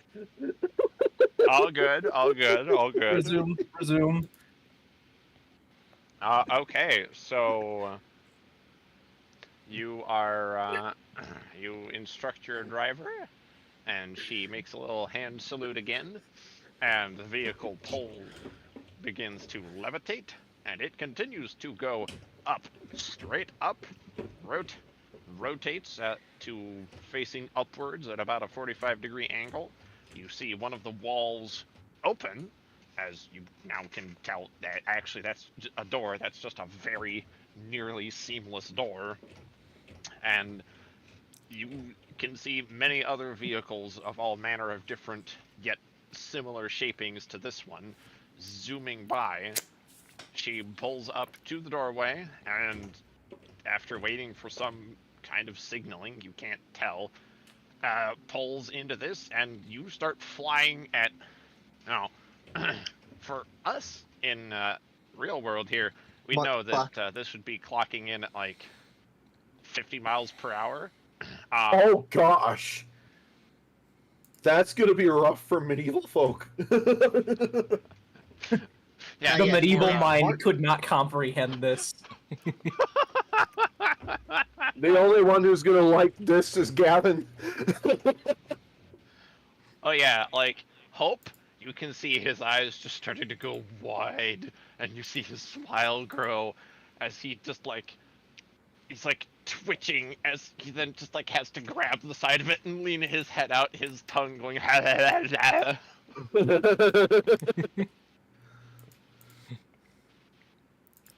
And yeah, Zers, for you, this is pretty chill. It's just kind of a Monday afternoon.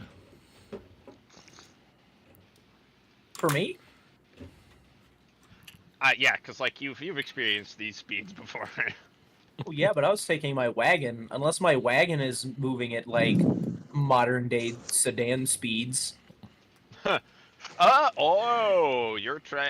didn't realize you were bringing. Okay, so then, Yeah, I wanted to show off the thing. Okay, It has okay. jets. So the rest of the group is experiencing this. You, however, Zers, are going to be taking your own way there. They're just going to arrive sooner. Mm-hmm. I kind of figured. All right. So, yeah, And for you in the car, the driver, she turns and look, and she kind of like tilts her head up a little to better speak behind. Says, "So how is it? Bet you've never gone this fast before."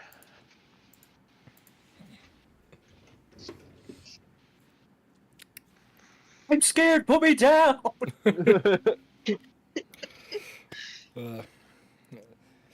Mara looks like she's about to puke. Lisa is gripping her safety hatchet.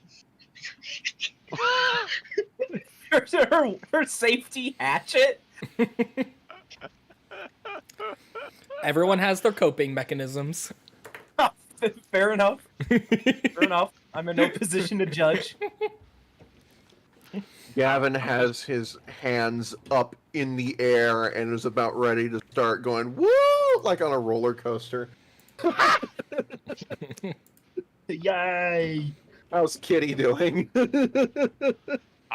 She is looking much greener than before. Sort of like with Mara, where you can see the pink just sort of turning an uncomfortable green color also. Not literally, Oh, but no. imaginatively. Oh no.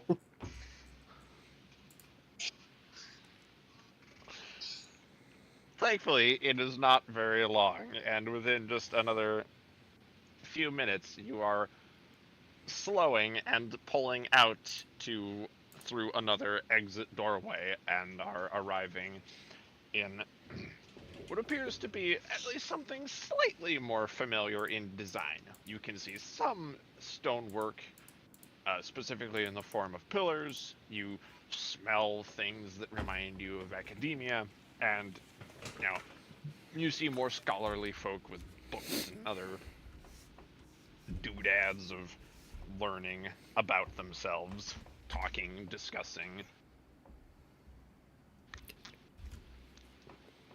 And yeah, you come down to the ground and the machine you're aboard shuts off. And she calls back to Kitty and to Mara. If you like, trash can's right over there. I realize it's a lot for newcomers. Mara immediately sprints over.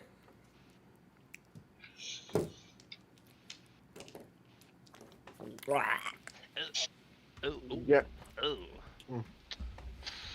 Oh, maybe I should have picked one of those floor tubes. Ooh, Gavin- taking that hard. Gavin looks over to her. You got anything that goes faster? Lisa slowly raises the hatchet towards him. Oh, you don't have to come. Points at Gavin, slowly starts to shake head.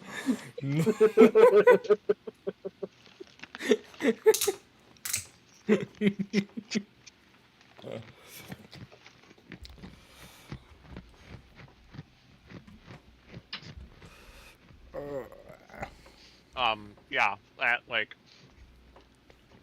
the driver chuckles and says, I think your friend there might be objecting to faster. I'm not a great judge of character, but I think that's what she's saying. Gavin looks over. I mean, she doesn't have to ride if she doesn't want to. Yeah, she can be a little bitch if she wants. I'm sorry, this is just the best thing for me, and also the most fucking trippy, because this feels like me going to a roller coaster or a park with most people that I know. I'm the guy who's just like, can this go faster? Everybody else is like, oh god.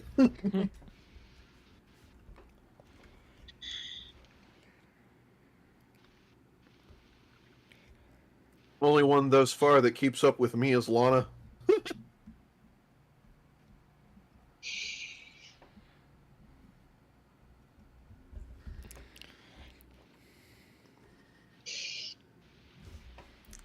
Lisa eventually simply sighs, puts the hatchet up, and goes to pat Mara on the back.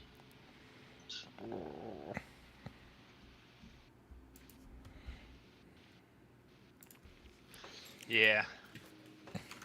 Well, I feel bad for Mara. That's gotta suck.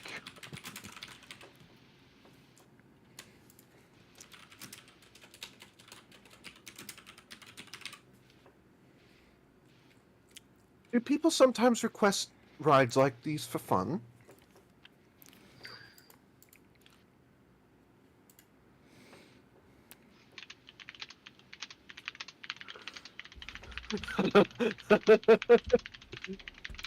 Lana typing for answer. Oh no, I was replying to something dumb Koga said. Hmm.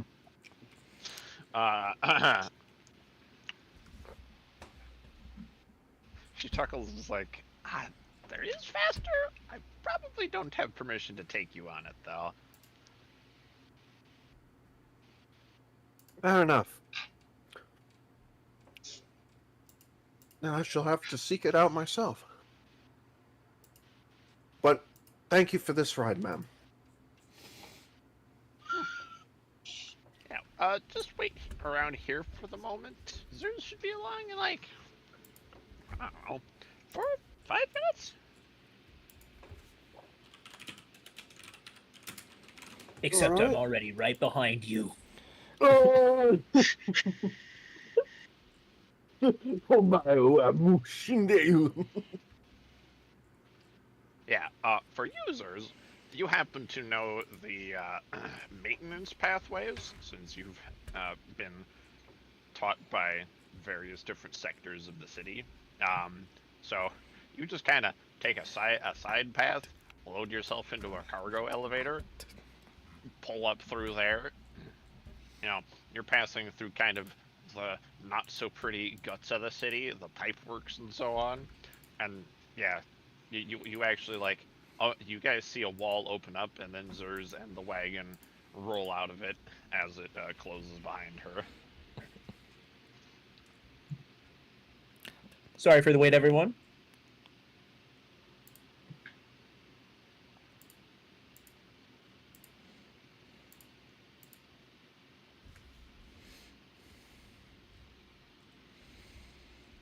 All right. So now that we are here, I guess Zerzan will walk up to, like, I don't know, knock on the door, I guess.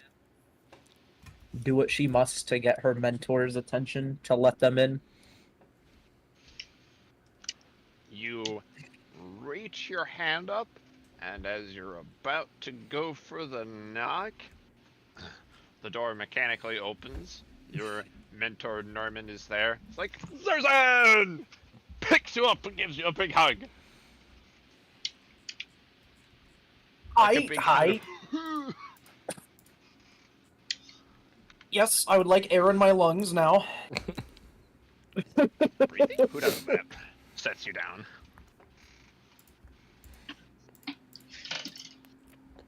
Okay. Anyway, we're here. She points back to the rest of the party. Here's the gang. Everyone, this is Nerman, the man who taught me damn near everything I know. Nerman, this is everyone. I'll let them introduce themselves. No. In fact, wait. No, nobody introduced themselves yet. Stand in a straight line, left to right. Tallest to shortest, please. Come on. I want Tallest to test myself. shortest, goodness. I believe it should go Gavin or Lisa first. Gavin minus his horns is a good 6 feet tall, but his horns don't go up very much, so. How tall are you, Lisa? Let me go a sec. 2 feet 7 inches. Lisa was a gnome all What do you along. want to know, other boy?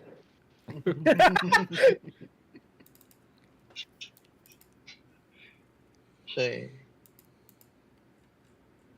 I do not have her height listed. I know I've had it somewhere around here.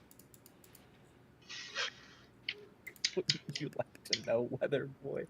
I remember she wasn't exactly tall.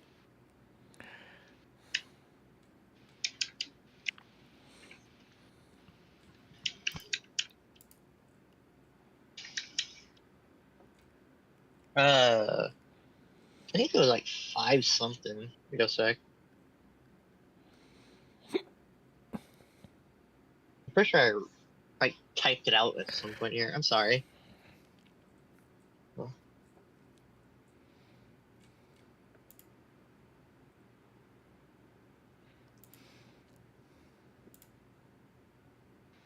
Hey, well, while you're looking for that, you guys can see Hope does not get the memo, and he just kind of stands there, like, kind of excitedly wagging his tail, like, just kind of looks like he's happy to be absorbing everything that is like totally new and safe and fun.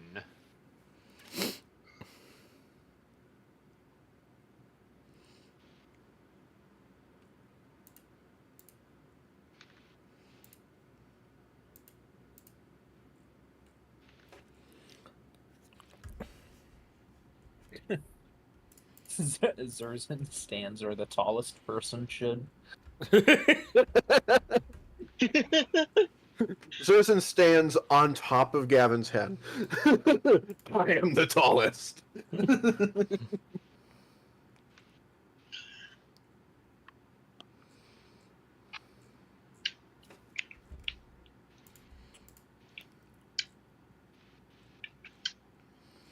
Gavin kinda waves Hope over to, at the very least, stand next to him. Okay. Alright, I'll say Colin, 5'7". Yeah. Okay, cool. I was just about to give you free reign to make an assumption on height and let you go off that.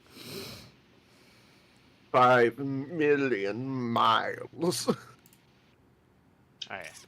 And then Mara is the party short stack TM after Zerzan. Yeah.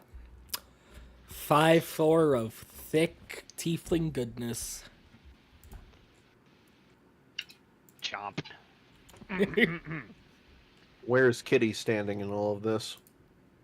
Uh, She's first. She's like 7 feet tall. No. no. She is not big lady. I think kind of between you, Hope, and Lisa.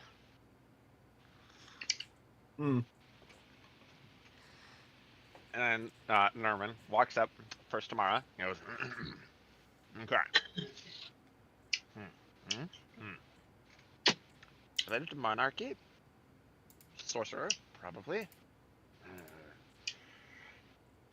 Draconic ancestry? Yes. Okay. Next one. And you, yes? Yes. Zealot? No. Paladin? No. Zealot. Barbarian? Weapons knowledge. Excellent care of armor and gear. Posture of a soldier? Yes. Excellent. Okay. You. Sensitive topics. Good boy. Pats Hope on the head. And then you. Complicated. Too much to read. Skips Kitty. Kitty is the darkness that stares back. And you, sir. Scholar? Treasure hunter? Criminal? Previously?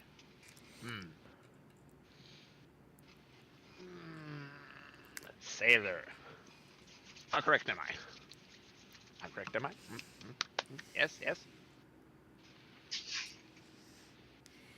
What you did get, you got right. But very intuitive of you. I'm impressed. He's not intuitive. He's just a government agent. He just has all your data. Now that I have that, I shall live off your home at Grunt. Agent Nerman, FBI. No, it's just Mark I will now get Zuckerberg their over social here. Security numbers. Well, you got one thing wrong. I wouldn't exactly call myself a zealot. That implies I'm a fanatic. I'm simply a true believer. I was like something a fanatic would say. Fanatic. Gavin suppresses a laugh. I mean, really, that's like saying the difference between a potato that's in the ground and a potato that's not in the ground, but you know.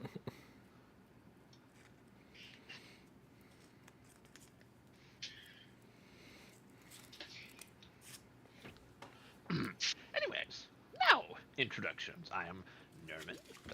Pleasure to meet you. Yes. Dr. Mentors, Gavin, teacher, inventor. I'm Dr. Gavin Harmon Shelba, the current treasurer and ambassador, as well, from the Elven Kingdom.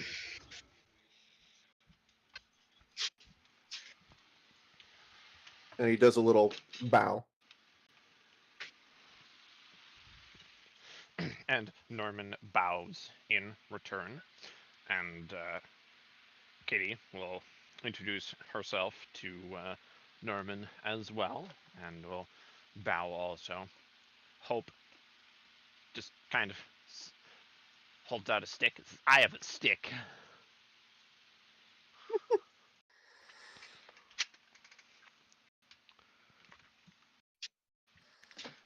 and Norman will inspect the stick. He's like, yes. Ooh, that's fruit wood. Very good for boat making. What wood? Float wood. Yes, the And stick is made of stick. uh, and then Hope kind of makes a realization. Oh, introductions. I'm a doggy. I like plants. Hi. Me too, buddy. Me too.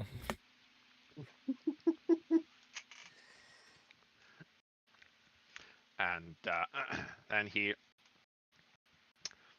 just smiles and again ruffles Hope's hair pleasantly, and then looks over to Lisa and steps in front of her next.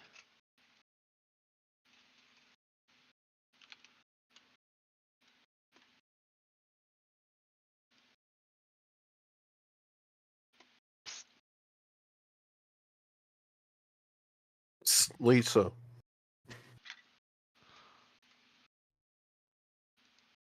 Koga? Koga mute check.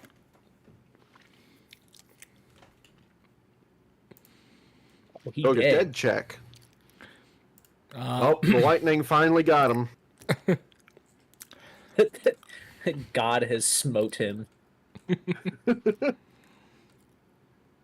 mean, he did say the storm was hitting them, so... yeah.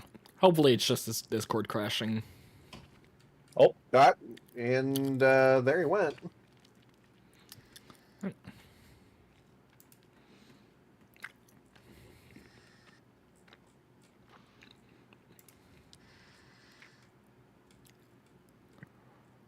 Well, this will be a funny spot to accidentally have to end. No. Well, here we'll treat this as our time for a bile break while Koga's everything recovers. All right. All right. You heard the man. We'll be returning in about 15-ish minutes. Probably. Hopefully.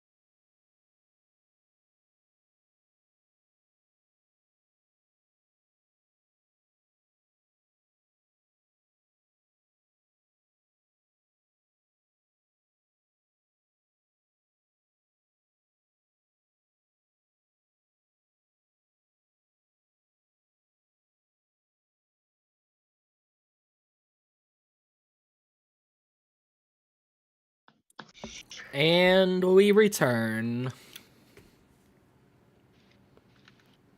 Hello, hello. We possess a Koga. He exists You now. possessed me? Wait, well, no, wait.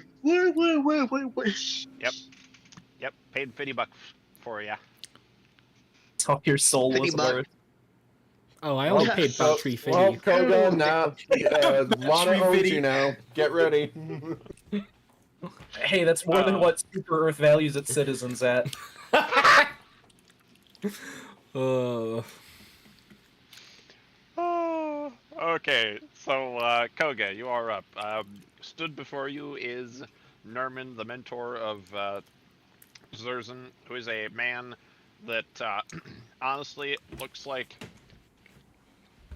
Frankly, the nearest descriptor for his appearance I can give is neocortex of Crash Bandicoot. It's kind of an easy way to picture just how much borderline mad scientist he looks. Is there any lockers nearby? I mean, Not what? that you Sub can this man. see. Ah, damn it. Can't do this nerd. Alright. So you don't simply bow. I almost said Zerzan. Sorry. Lisa. Follower of a newfound deity. And she does a simple bow.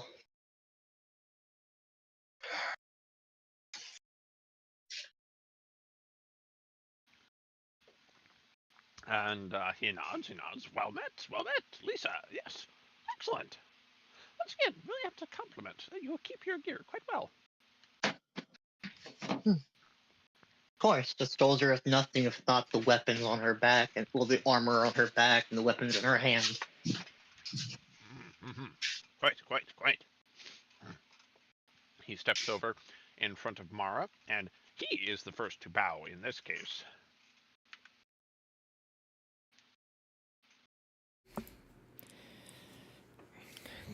Queen Mara Galanodal of the Lylyrica. He nods, and he blinks. He's like, "Oh, you're their newly appointed queen. Oh, well, congratulations." Yeah. Oof.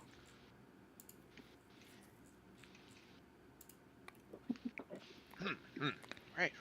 Well, there's you. Have found yourself quite a company, haven't you?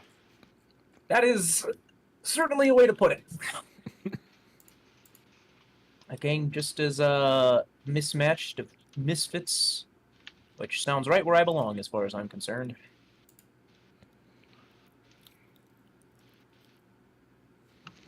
And he nods. Just yeah. Well, what all are you here for? Well, before we get into too much of the actual reason that we are here, and she very excitedly reaches down and grabs Nerman by the hand and starts like pulling him along towards the wagon, and she's like, I have to show you something right now.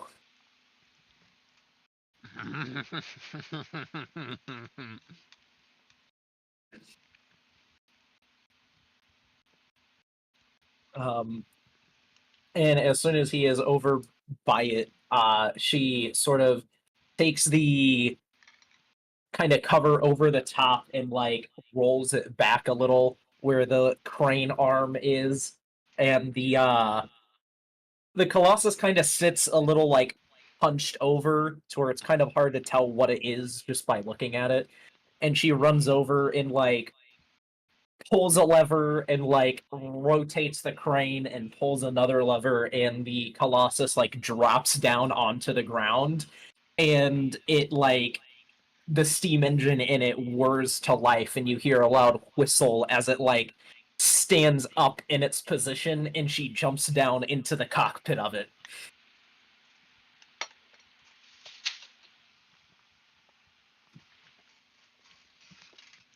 he's like constantly like blinking faster and faster in mesmerization as you run through this whole process. And his jaw just like drops as he's looking at it.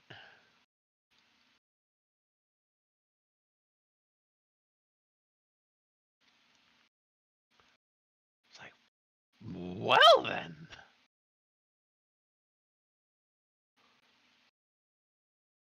She like holds her arms out triumphantly. She's like, I made this.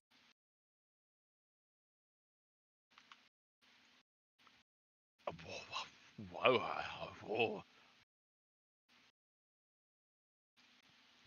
And he like starts just walking from one end, and then like he stops, and he starts to walk a different direction because he sees something else he's trying. And, like you see his eyes kind of like, and he like stumbles a bit as his eyes almost seem to have caught the rest of his body mid motion, and he stumbles the other way to like look at something else. He's like, oh, and you and that's with the and you used. Oh, yes. Ooh. Oh, you've taken everything you've learned, and oh, you've made such progress with it. She nods excitedly. She's like, this is the greatest thing I've ever made, by far. I made a lot of things since I left, but this is the best. It's not perfect. I've been looking for some improvements that I lack the capabilities to produce myself, but it's pretty close to being perfect, or at least where I want it to be.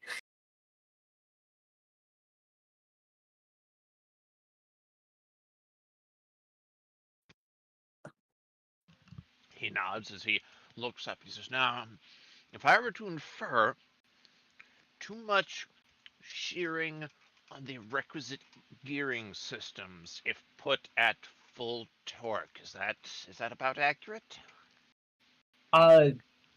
Yeah, I need to make my gears out of sort of banded wood, which is not the strongest thing I could possibly make it out of. But it's, kind of the best I have.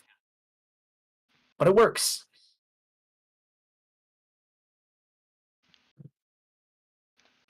Hmm. Hmm. Hmm. Hmm. Hmm. Hmm. Hmm. Hmm. Oh, so tempting. Mm. It's like I very badly want to just give you the knowledge. That would be a law violation, though. Oh, we'll see about it.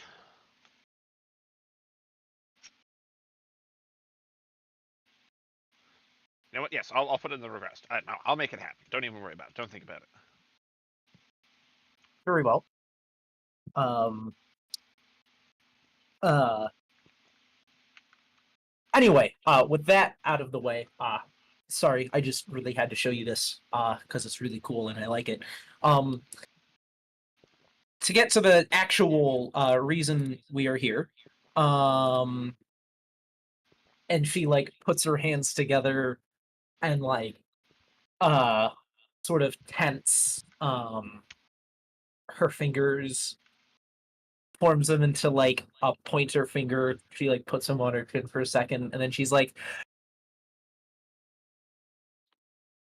we need access to the archives.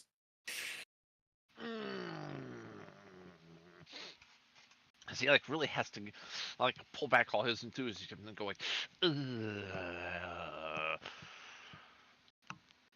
well,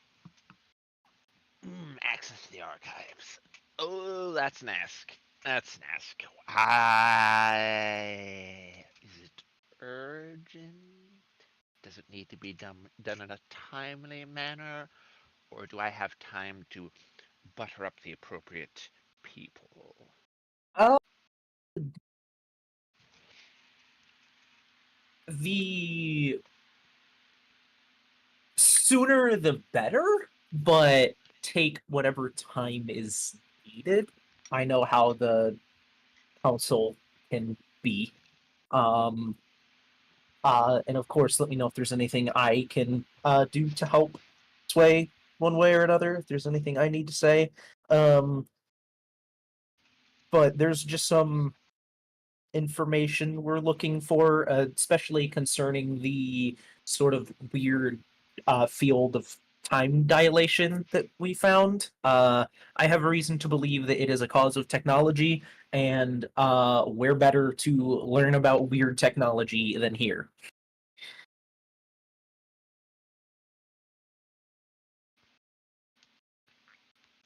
Hmm. Hmm. Hmm. Hmm.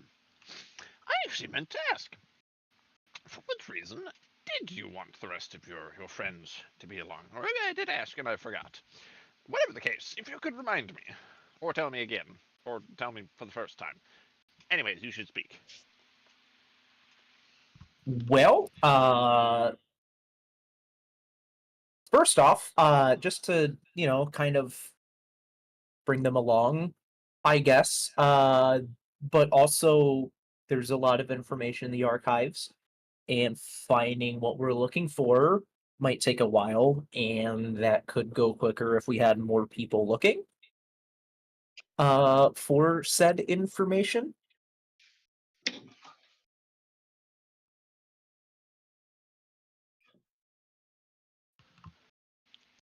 He is looking increasingly less enthused as you go on, and he finally heaves a big sigh as he really scrunches his forehead and just in a pained tone says, "Oh, I'm probably going to have to speak to my ex-wife, won't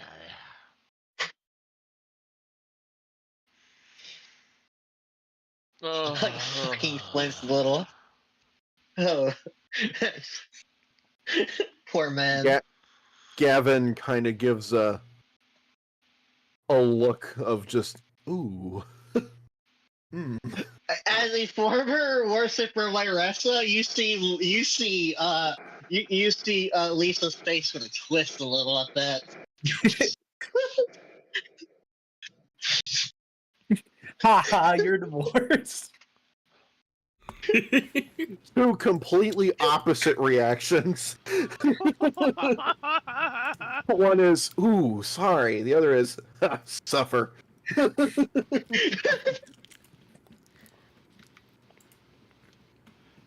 a Alright. mean way, but it's way funnier. Oh, Alright, does if you're someone all have going to to pay get alimony? Oh yeah, child support, sucker.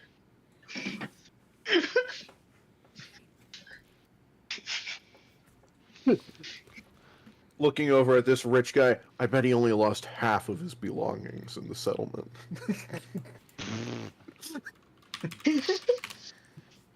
Anyway, carry on, Mr. DM man. Alright, yeah. He does, and what you can probably tell is where Zerzan got it from, the same tenting motion of his hands. Says, well, if we're all to get access to the archives in timely manner, we're going to have to go to the science. We're going to have to go to the sciences wing, and we're going to have to speak to the head of the sciences wing, which is my ex-wife. And you'll need to explain your cases for access, and ideally, if she has decided that I am more valuable than a piece of bread today, uh, then we'll theoretically be able to get you access within the day. If she's decided that I am not as valuable as a piece of bread, we'll probably be arguing, and for which I'll apologize ahead of time.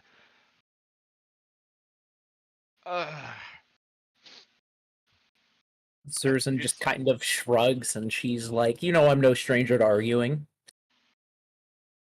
Okay, but that's only because you enjoyed arguing, because it gave you an excuse to yell. No matter the motivations, I got pretty good at it. Lisa has some more respect for her now. Like, My bad, I didn't know you were chill like that. Yeah, like, you see Norman open his mouth to retort, and he just you kind of see him concede with an expression that functionally says, you got me there."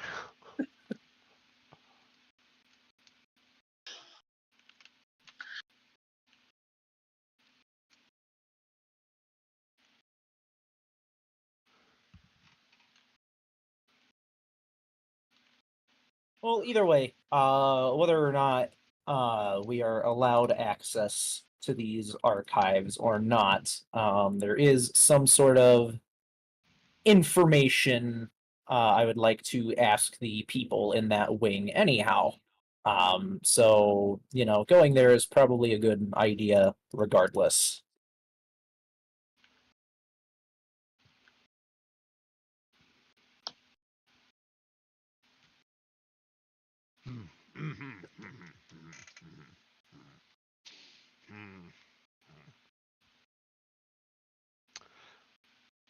I'm mentally putting this off for the moment.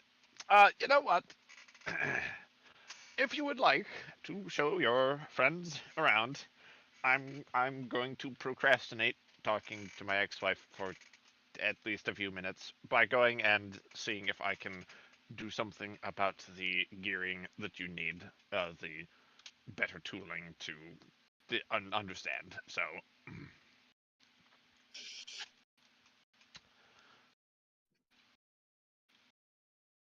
I hope you She don't gave. mind. Oh, yeah.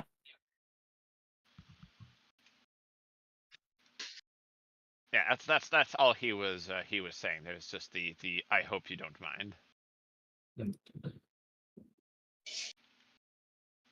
She nods a moment, and she kind of has a look on her face sort of at the mention of the um sort of at the mention of like the gears and seeing what he can do about getting the information. She kind of gets this frustrated look on her face, and she kind of rolls her eyes, but she nods and she's like, yes, yes, very well.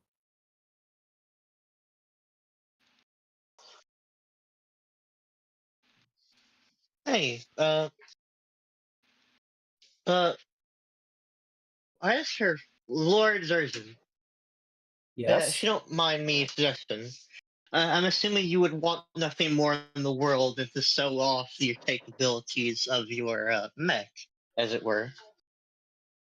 That is kind of the primary motivation for joining this group in the first place, yes.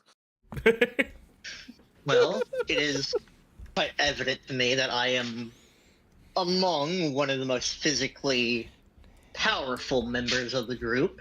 She sort of glances over at Mara and Gavin respectively, and then sort of nods back at her. Why don't we make a little contest of it, or so of it? We could compare my strengths compared to yours, or to your mech, I mean, and so off for some of the gnomes.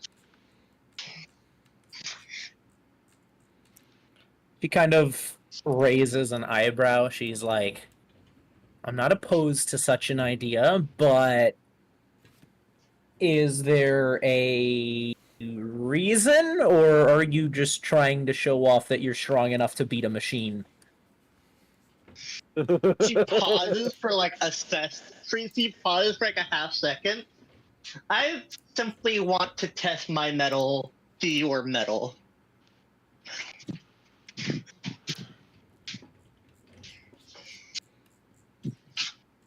She nods slowly and she's like, okay, okay.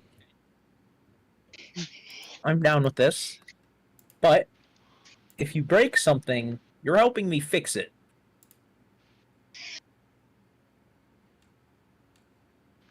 you kind of hear Gavin snort off to the side. She like raises a finger and points it at Gavin, and she's like, monetary help is still help. Gavin about doubles over.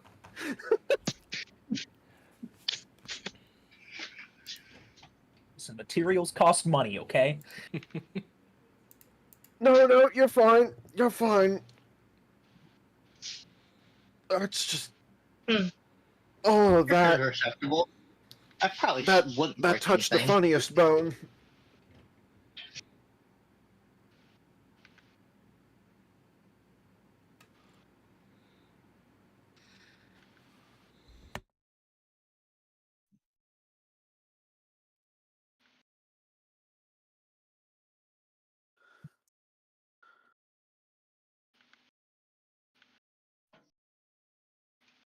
Okay. Lana, I'm gonna send you a message here about something. Yeah. How can Zerzan cheat in the strength contest?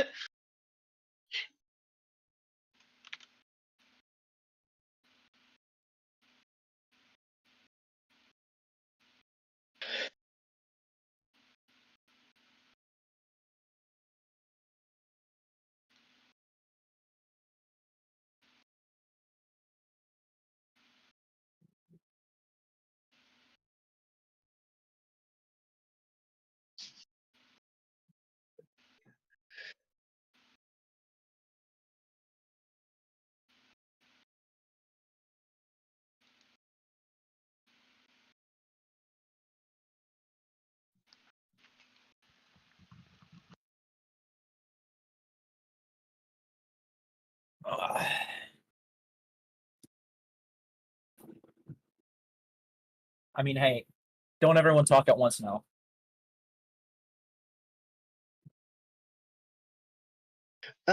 She then sort of like raises like sort of like a pause from it. Well, we could test things other than outright strength. Manual dexterity, mine compared to your max, for example, or pure accuracy.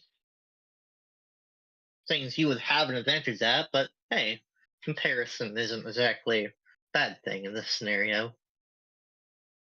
I can tell you right now, in a test of dexterity, you are going to win.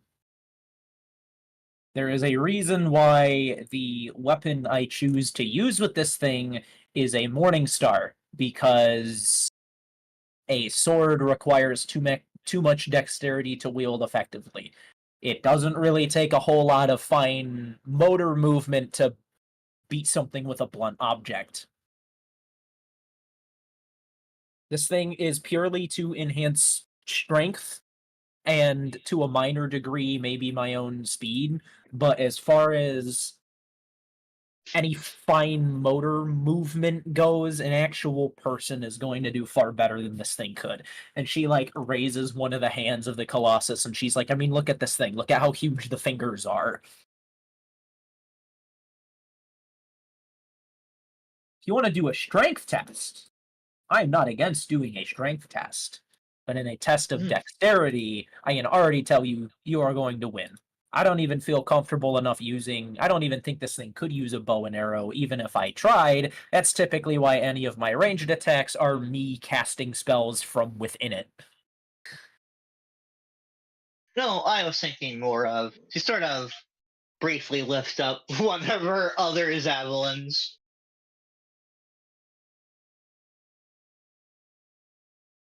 More throwing than anything, but still simply nod. Now, what manner of strength test should it be?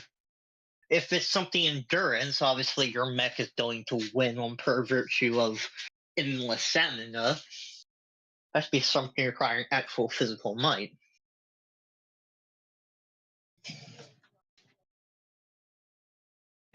Arm wrestling. Arm wrestle.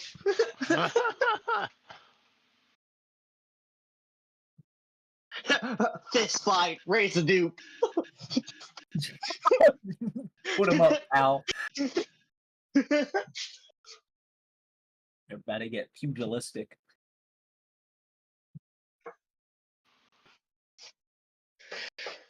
She kind of shrugs. She's like, I don't know, lifting some sort of weight.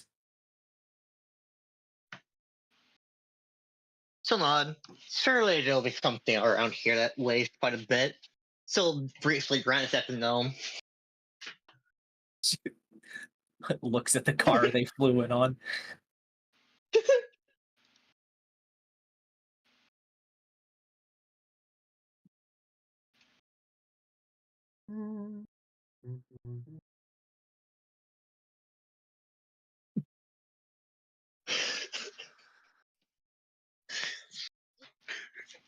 All right, so you guys want to roll off some checks? Is this what we're getting to here?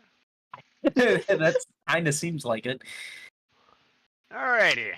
I am presuming you are both just going to go for the car, which causes some Car? concerning looks from its driver. She is kind of looking at you two like worriedly, but seems fine enough with it. Who's going first? Soul look at Jerzen and sort of raise an eyebrow for a moment.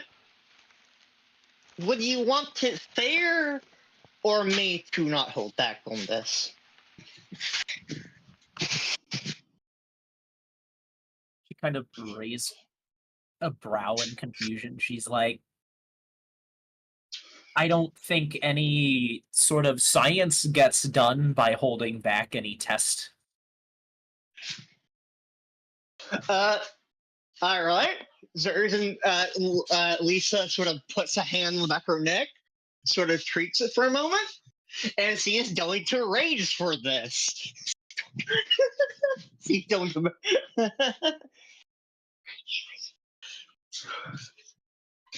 Unless you roll like shit, you're gonna win. It's hard to be. It's hard to beat a raging barbarian unless you're a champion fighter.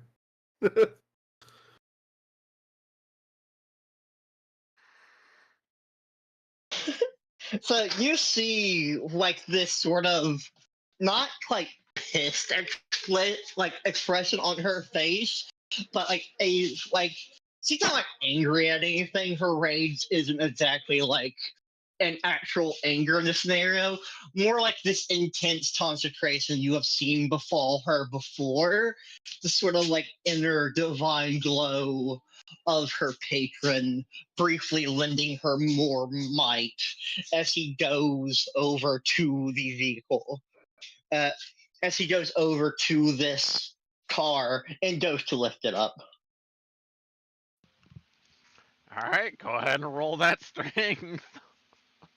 And because he's raging, it's with advantage. Okay, Boy. first roll is a 19 for 24. And another is a nat 20. Oh, it was a nat 20, then it rolled to a 2 for a 7. So 24. I literally Okay. can't roll that high on my strength check. So, Lisa, you bend down, you get your hand into position, and you lift this machine and tilt it easily up to about hip height before setting it back down onto the ground. And this informs you that just how heavy of an actual thing this machine is. Fucking Eddie Hall over here. So like, by the way, her like fucking strength score is like 21, which I think like the strength of like a fucking troll or a hill giant. So yeah, she's fucking terrifyingly strong. Then she'll simply step back and nod at Jerzen. Captain Beefcake over there. Yeah, I literally can't roll that high.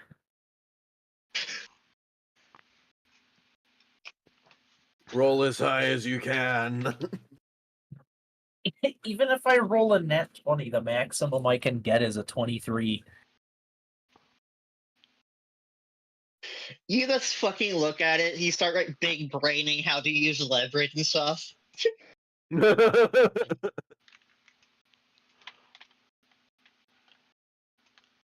know what? I'm gonna use one of my tiny little dice for this because I feel like that's the move. All right. Timing all right. die. Yeah. 20. So, yeah, you're observing how Lisa lifted it. You approach and like you're visualizing the calculations positioning. You get the Colossus's hands into position, and you can hear the engine kick into gear. You can hear everything like shifting into operating positions. It is a satisfying mechanical sound as you hear the consistent like of steam release as you see the car lifting up to just about the same height that Lisa was able to lift it. However, being as that was a natural 20, you are able to demonstrate that you can remove one hand and make a flexing motion with the the Colossus whilst still maintaining the same position. Being strong.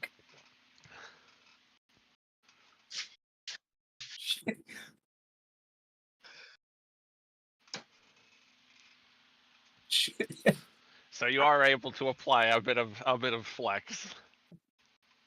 And if you don't quite like that flavor, you can flavor it yourself.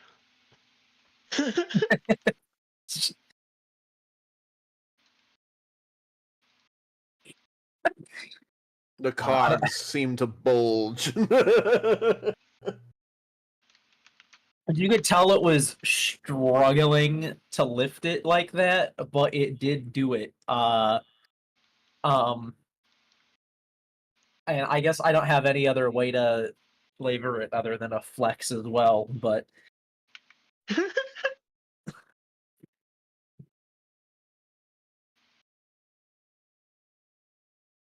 You just hear Lisa do this sort of like impressed whistle. She seems like generally impressed. Like she very clearly didn't expect you to actually be able to match her strength there.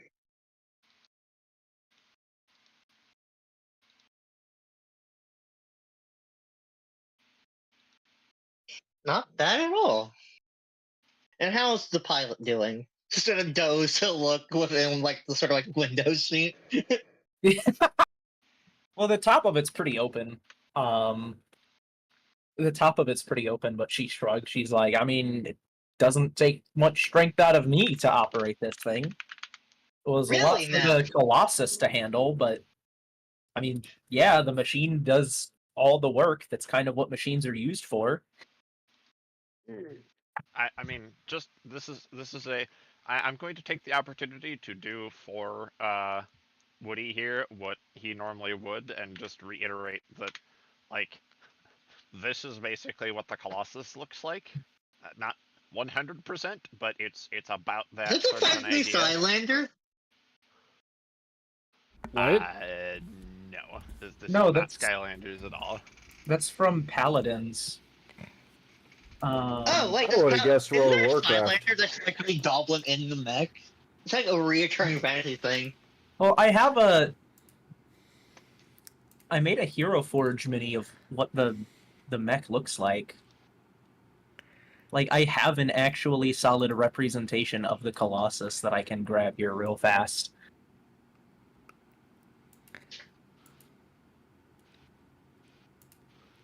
Is the gun arm still right?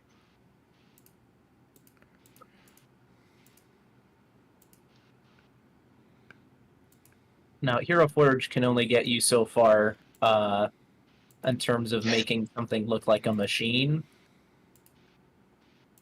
But I'll get the render here real fast and post it. We can carry on while it makes this render, but Yeah, Lisa is going to be looking at the two gnomes, the pilot and Norman to see how they are reacting to both of them straight up fucking lifting a car.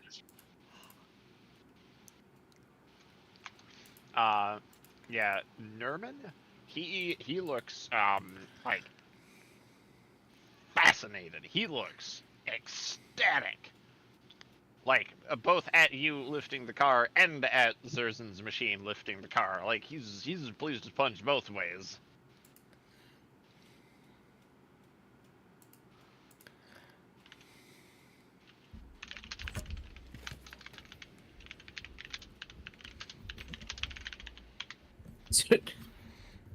Zerzan just shrugs. She's like, so yeah, that's what this thing can do.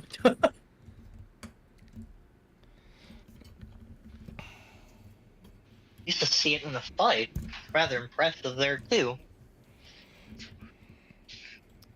Hope is over there raising a hand. Yes. It can lift cars.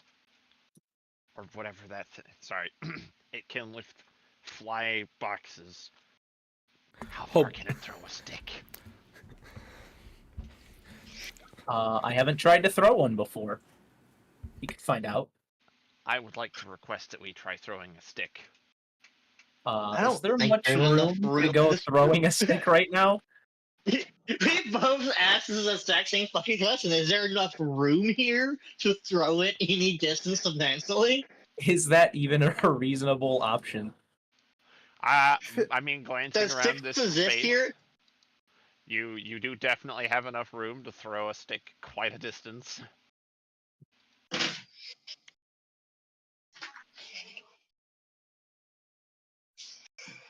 She kind of holds up a hand.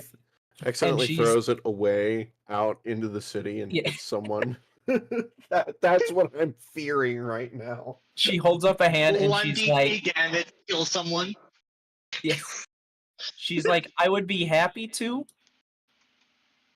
when we're not in the city. Perhaps later when we are like, outside again or something, because I feel like I'm already doing enough to push my luck as it is. We throw in a time loop. Okay, go next. No! No! He just kind of goes, "Oh, okay," and folds his little ears and his tail. I'm sorry. We'll do it later, though. He kind of looks up and like does the best puppy dog eyes he could do with his tail, like starting to wag a little. In fact, heck, I'm gonna.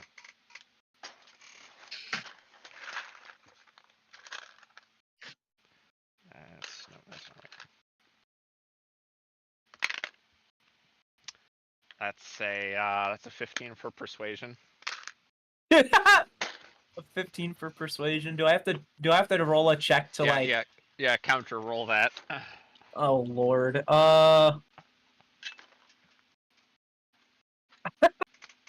Okay.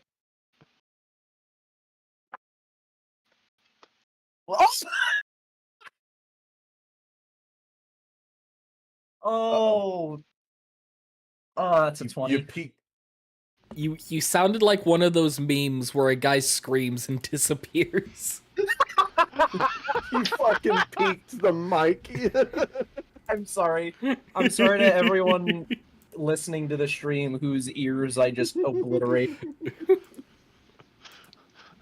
Zerzan, you are looking at this young man. You see his eyes, the purity, the innocence, the sweetness in his attempt to convince you of everything.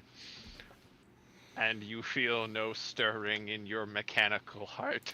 You are immune to his cute and sweetness. I just glare at Pharaoh hardened his heart. I pick it. I throw him instead. I will not free your Command people. grab. She very gently reaches out with the hand of the Colossus and like pats him on the head with just one finger. of it, and she's like, Crutches him. ah. Whoosh. And she's just like, we'll have to do that later, okay? But when we're done here, I'll throw all the sticks you want. You see him go, oh, I thought that would work. Snaps his fingers. Puts his hands on his hips.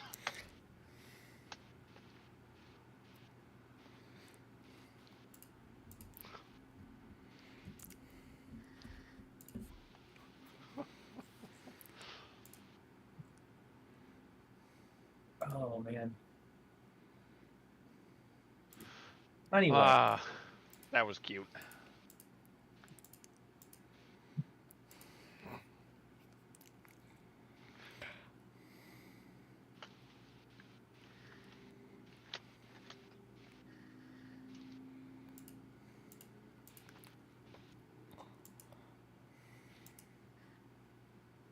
so, now what?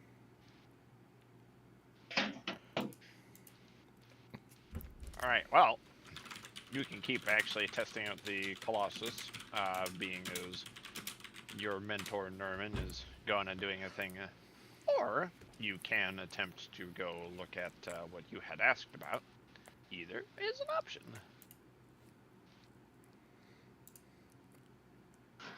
Well, I wouldn't wanna stray too far away from the group.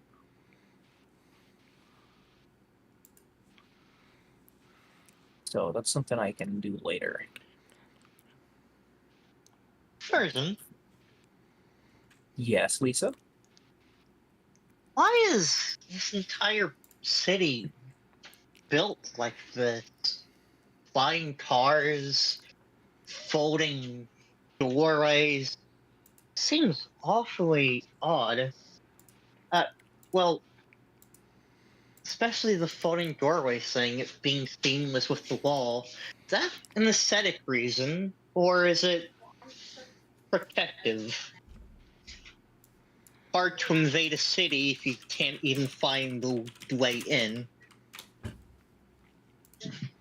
Well, the gnomes do like to keep to themselves, so the more they can restrict entry, even if that's through making doors look like something other than doors, then I don't see any reason why they would not do something like that. And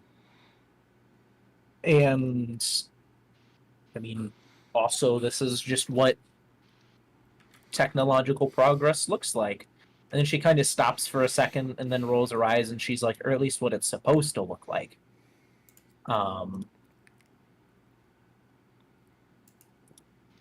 That's just kind of the way things are here, I guess.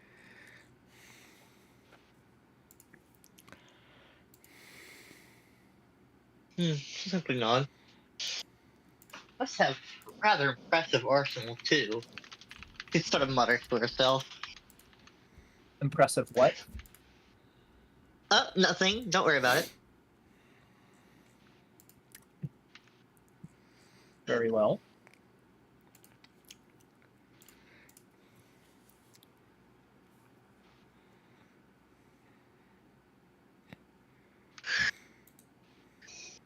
Still look to Mara for a moment and see how she's taking this all in.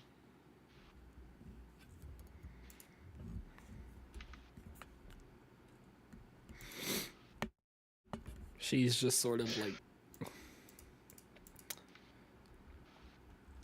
just, I guess, Vibing. what? She's just vibing. Sorta, yeah. You call Sorta. the 1,000 She's yards. vibing, but the vibes are If you- bringing. If you call the 1,000-yard stare vibing, Oh yeah, the vibes are bad. Vibing with your inner demons is still vibing.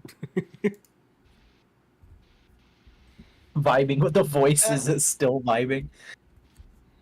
So like, Jerry, get, like what a are you semi-word doing? I'm like- vibing, bro. There's blood everywhere. I didn't say it was a good vibe. Actual possibility for Mara to do just that. So did like a half-second worried glance to Mara before walking up. Hey, Mara. Hmm? Lord Mara. What magic do you think they have in a place like this? I mean, that teleportation thing Version did was rather impressive, as far as my rather untrained eye can go. They seem to be more of a scientific sort. Scientific magic, how funny. So I guess it is a Philosophy.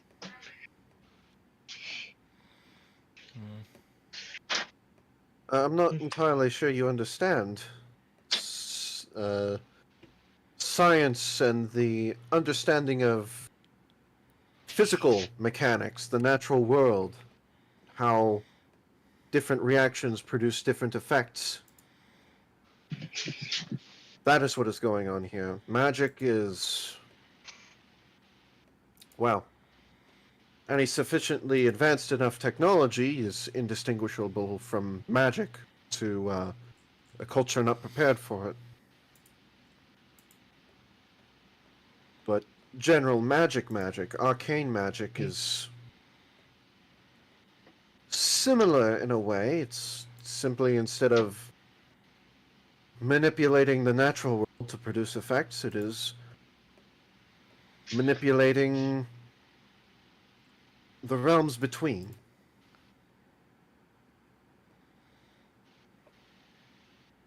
Still simply shrug. Either way, magic job done.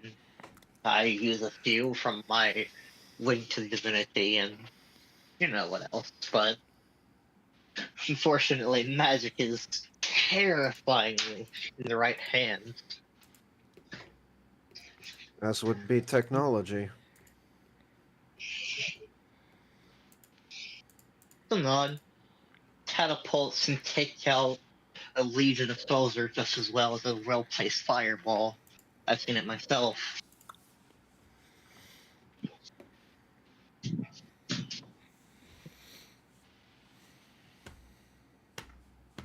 Which is why I can understand the isolationism.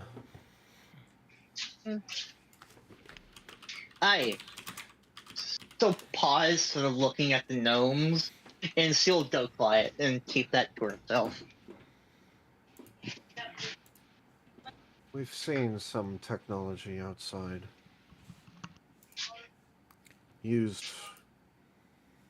wrong.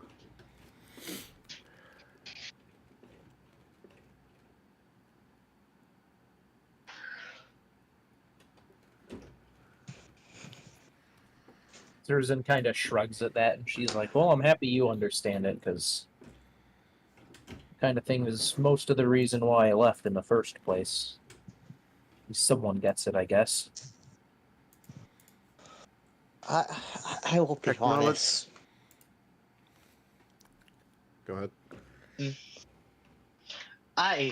May I speak my mind, Lord Jersum and gnomes, Norman. Nerman. But he went off and did something. Never mind. Then still simply look at the pilot, if you don't mind. Okay. What is Lisa asking? If she can speak her mind, Speak her mind. exercise her First Amendment rights. What The, amendments? The gal that's operating the car just kind of like blinks, like, huh? What? She didn't talk. I'm here. Civilian. Lisa, nothing is stopping you from speaking your mind. Speak plainly. I think the restriction on technology and knowledge in this kingdom is quite frankly absurd. The mere fact that you have to ask for your equipment for your mech is ridiculous. The fact we have to go through a council to go through a library seems to be, how shall I put it? Stupid? Rather, yes. I understand that danger of technology and danger of magic is quite a formidable one. However, that could be said for anything under God's green earth.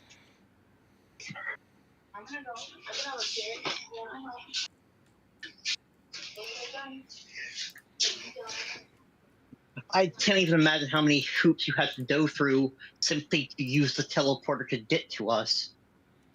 Seems that you have to ask for anything around here.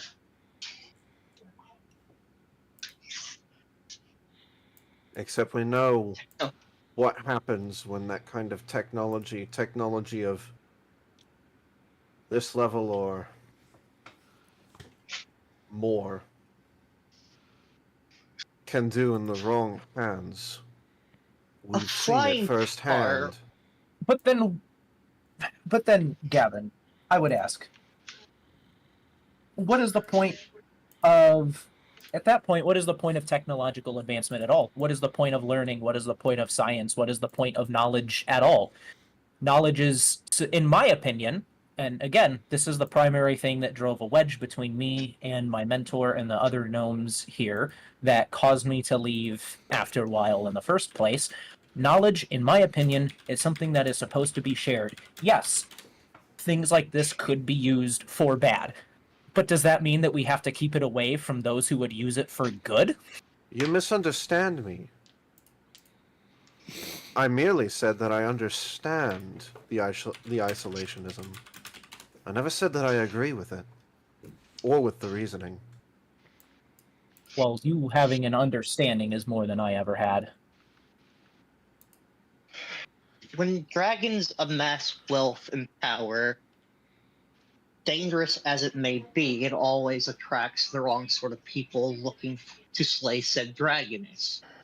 When scientists hoard their knowledge and their technological advances, imagine what happens if people were to learn about this and learn that all this advancement, all this technology was kept hidden from the rest of the world. It's not a matter of if, it's a matter of when. We don't have to imagine. Zerzan kind of lifts a hand and waves a dismissive hand, and she's like, no matter. This is not why we're here. And Right. the more we harp on it, the more we just might catch some negative attention. But I do believe that technology, just as magic, can be used negatively. However, in the case of magic, at the very least, that is why people like I... Did I cut out? yes, That is why people like I exist. If there's someone going around and committing heinous acts using technology or magic or what have you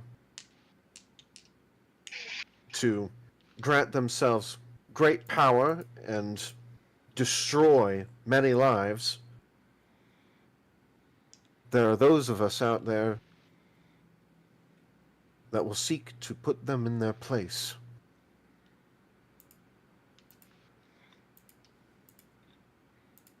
Zerzan, a question. yes. This is your this is your dream. You said it yourself that this is your perfect machine. This is your greatest achievement. From what I've heard, you have been going around spreading information about it.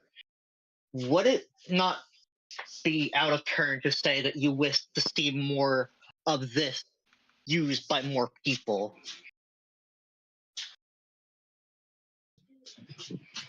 If someone were to go on and begin making their own suits, you wouldn't mind.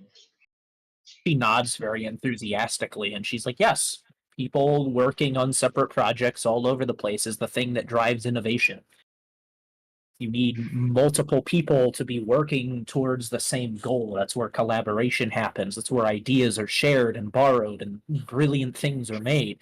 Only one person is coming up with all the ideas. The ideas aren't going to get very far. You need multiple people to challenge it, to innovate, to build upon it. That's what progress is. I would be ecstatic if I heard about someone trying to build what I have here. And honestly, I would be thrilled if they managed to make something even better than what I have. then one must wonder how much achievement has been plateaued by this kingdom being so isolationist. The point I have expressed to them more times than they would care to count, more times than I can remember. I've had that exact same argument with probably half the gnomes that exist at this point. I do have one worry of both technology and magical advancement. I don't. One worry, and that is, well, the more that is done, it seems to me logical that over time, such technological advancements will eventually replace the need to learn how to do things that we knew how to do before. Simply rely on magic or machines to do what we once could on our own. Any civilization that falls into such levels of decadence could fall under the weight of its own convenience. Gavin, a simple question to you. Did you make your own weapons? Did you learn all your magic by yourself? Do you I did farm your learn own all my food? magic by myself. Are the clothes you are wearing now tailored by your own hand? No, they were tailored by other people.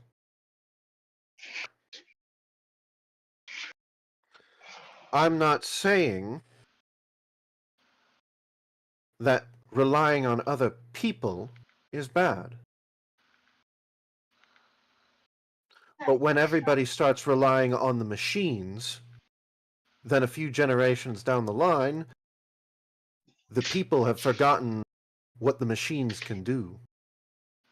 The people have forgotten what their ancestors taught the machines to do. People have forgotten what it is possible to do.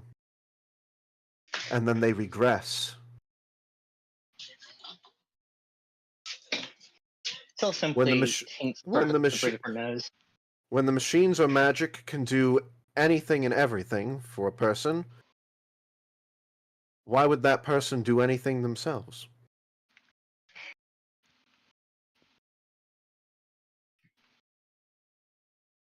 Now, logically speaking, of course, something like that would not happen to us.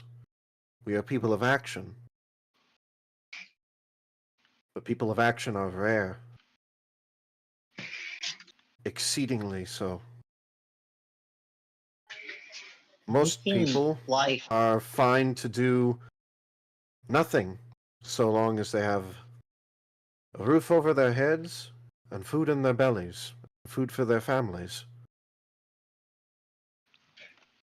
Is that not good enough? Is that not why we are fighting?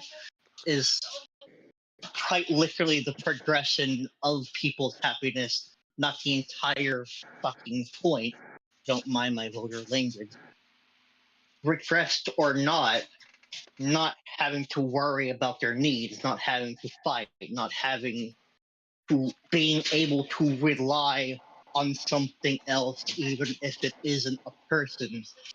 That is a wonderful thing, and I think that is where I'm going to disagree. Regress No, it or is a not, there deadly will thing. always be people who have to use it. It is a deadly thing. When people forget how to learn to cook, when people forget how to learn to build, when people forget how to grow their own food, that is when civilization dies. Druids are able to create food from the mere wave of their hands. Wizards are able to cast and create things with a simple assertion of a spell. I don't see much difference from having magic capable of doing anything, and you're implying that only select people should have such convenience. No. I'm suggesting that convenience should not be the aim. That It is whether at or this not point that you hear a loud kind of from the operator of your car. It's like, do you guys want directions over to the philosophy hall? Sounds like you've got some pretty good talking points. They might appreciate the both of you in there. Oh, no, I'm afraid I might burn it down if I ever get started on religion. It's an Wouldn't be understandable the first concern. time, she says. Then I'll be riding home. I This is mean, this is a conversation. This is a conversation that can be had at some other time. Perhaps when agree. the situation is more fitting and away from an entire society at large that would disagree with most of what we are saying. This is a conversation we should have perhaps when we are in the privacy of, not being here once our mission is accomplished. The only thing that I will add to it, and then I will call the conversation closed, is that as far as I am concerned, whether I use knowledge that is gained from the gnomes or whether it is stuff I learn myself through my own research, through my own knowledge that I find out in the world, it is my job that by the time I die, Rashiva as a whole will be unrecognizable in its advancement. I want to be the thing that ushers in a new wave of technology. I want to see the world change by the time I die, by the time my short life comes to a close. That is my aim, and I will fight as hard as I have to for it. And the consequences of such a path are something that I will shoulder with pride. Lisa is going to sort of pause or look at her for a moment. You see her face sort of like scrunch up as she seems to be thinking, as she seems to be making a decision before simply nodding. And if you don't mind, one of these days, I would like to sit down with you and simply learn. Perhaps both me and Hope. I am more than happy to teach all who are willing to learn. The knowledge that I have is not something I wish to keep to myself to my grave.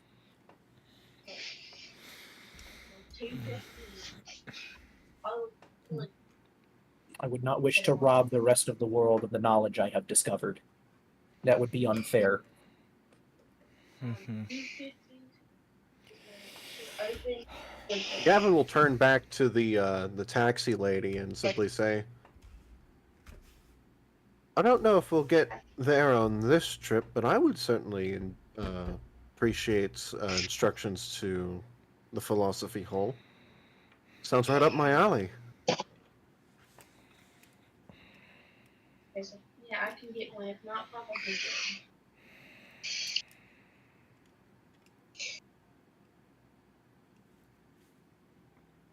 one. Alright, sorry about that pause there. But yeah, she nods. Sure, yeah. I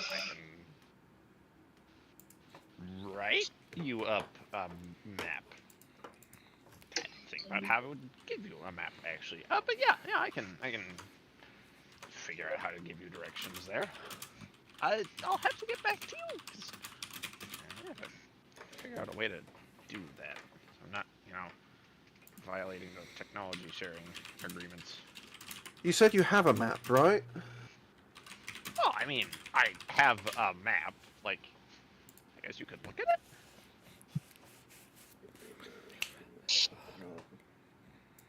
Are you sure we wouldn't need a permit to gaze upon this knowledge?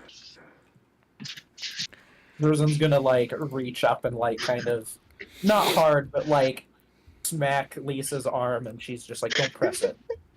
Don't push our luck, okay?" May I borrow the map Yeah, Lisa for will nod his head a off. few minutes at least?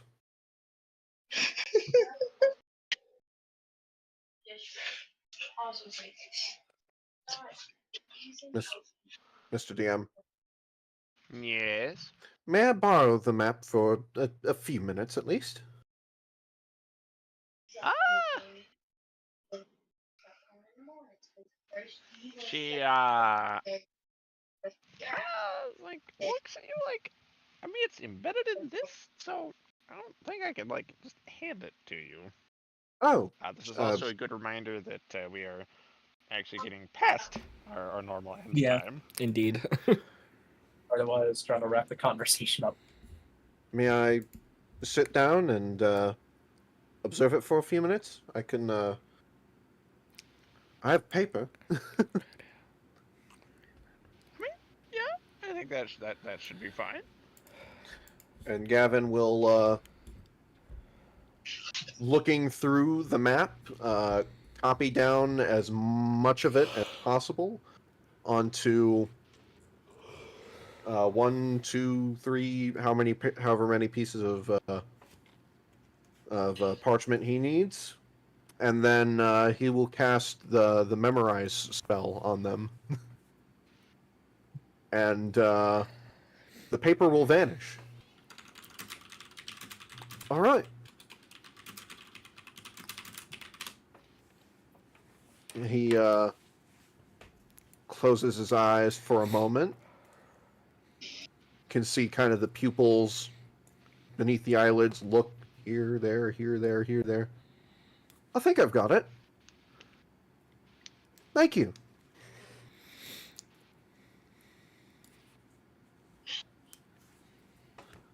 Gavin now has memorized the entire map of the city permanently. I'm going to tell you it would take more than... You can memorize approximately a 10 minutes span if you've copied some of that onto paper. You will need approximately 3 days to get the entire city, and I'm going to tell you, you can assume you'll be arrested. Ah, fair enough. Well, I'll get that little bit at the very least. This dumbass thought he could get some free knowledge in the gnomish city.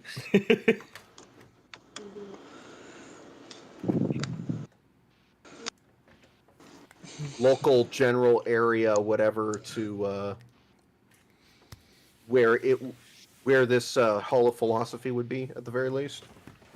Yeah, and like maybe the bakery 3 blocks down. That's about it. Oh, of course. All right. Yay. Okay, wrap it up there, our host indeed. Yeah. Yeah. Hi, it's your girl. Yeah, that was a session. Woo! Finally. One of the sessions of all time. Yeah. Thing Okay. happened in Rashiva for once, thank God. Hopefully, this means that the curse has been lifted, and we can finally get back on track with a semi-consistent schedule. But don't hold your Say breath. something about a semi-consistent schedule. Don't jinx it. Not you Don't even do dare. Actually, That will sorry, I'm curse gonna be it taking over these immediately. projects too, and Rastiva will be for henceforth forever replaced by Spelljammer. That's gonna be a stream from now on. We're not gonna have Oh, any goodness. context. It's gonna be thrown right in the middle of it. Mid. Joke's on you. I'm taking over. Time for the Star Wars campaign. Alright. Okay. What if Thrawn won? Well, that is going to be the end of that. I hope you all enjoyed. As a reminder, we play on Fridays sometimes at 7:30 p.m. Central Time. I hope you will join us in the future, and I hope to see you all next time.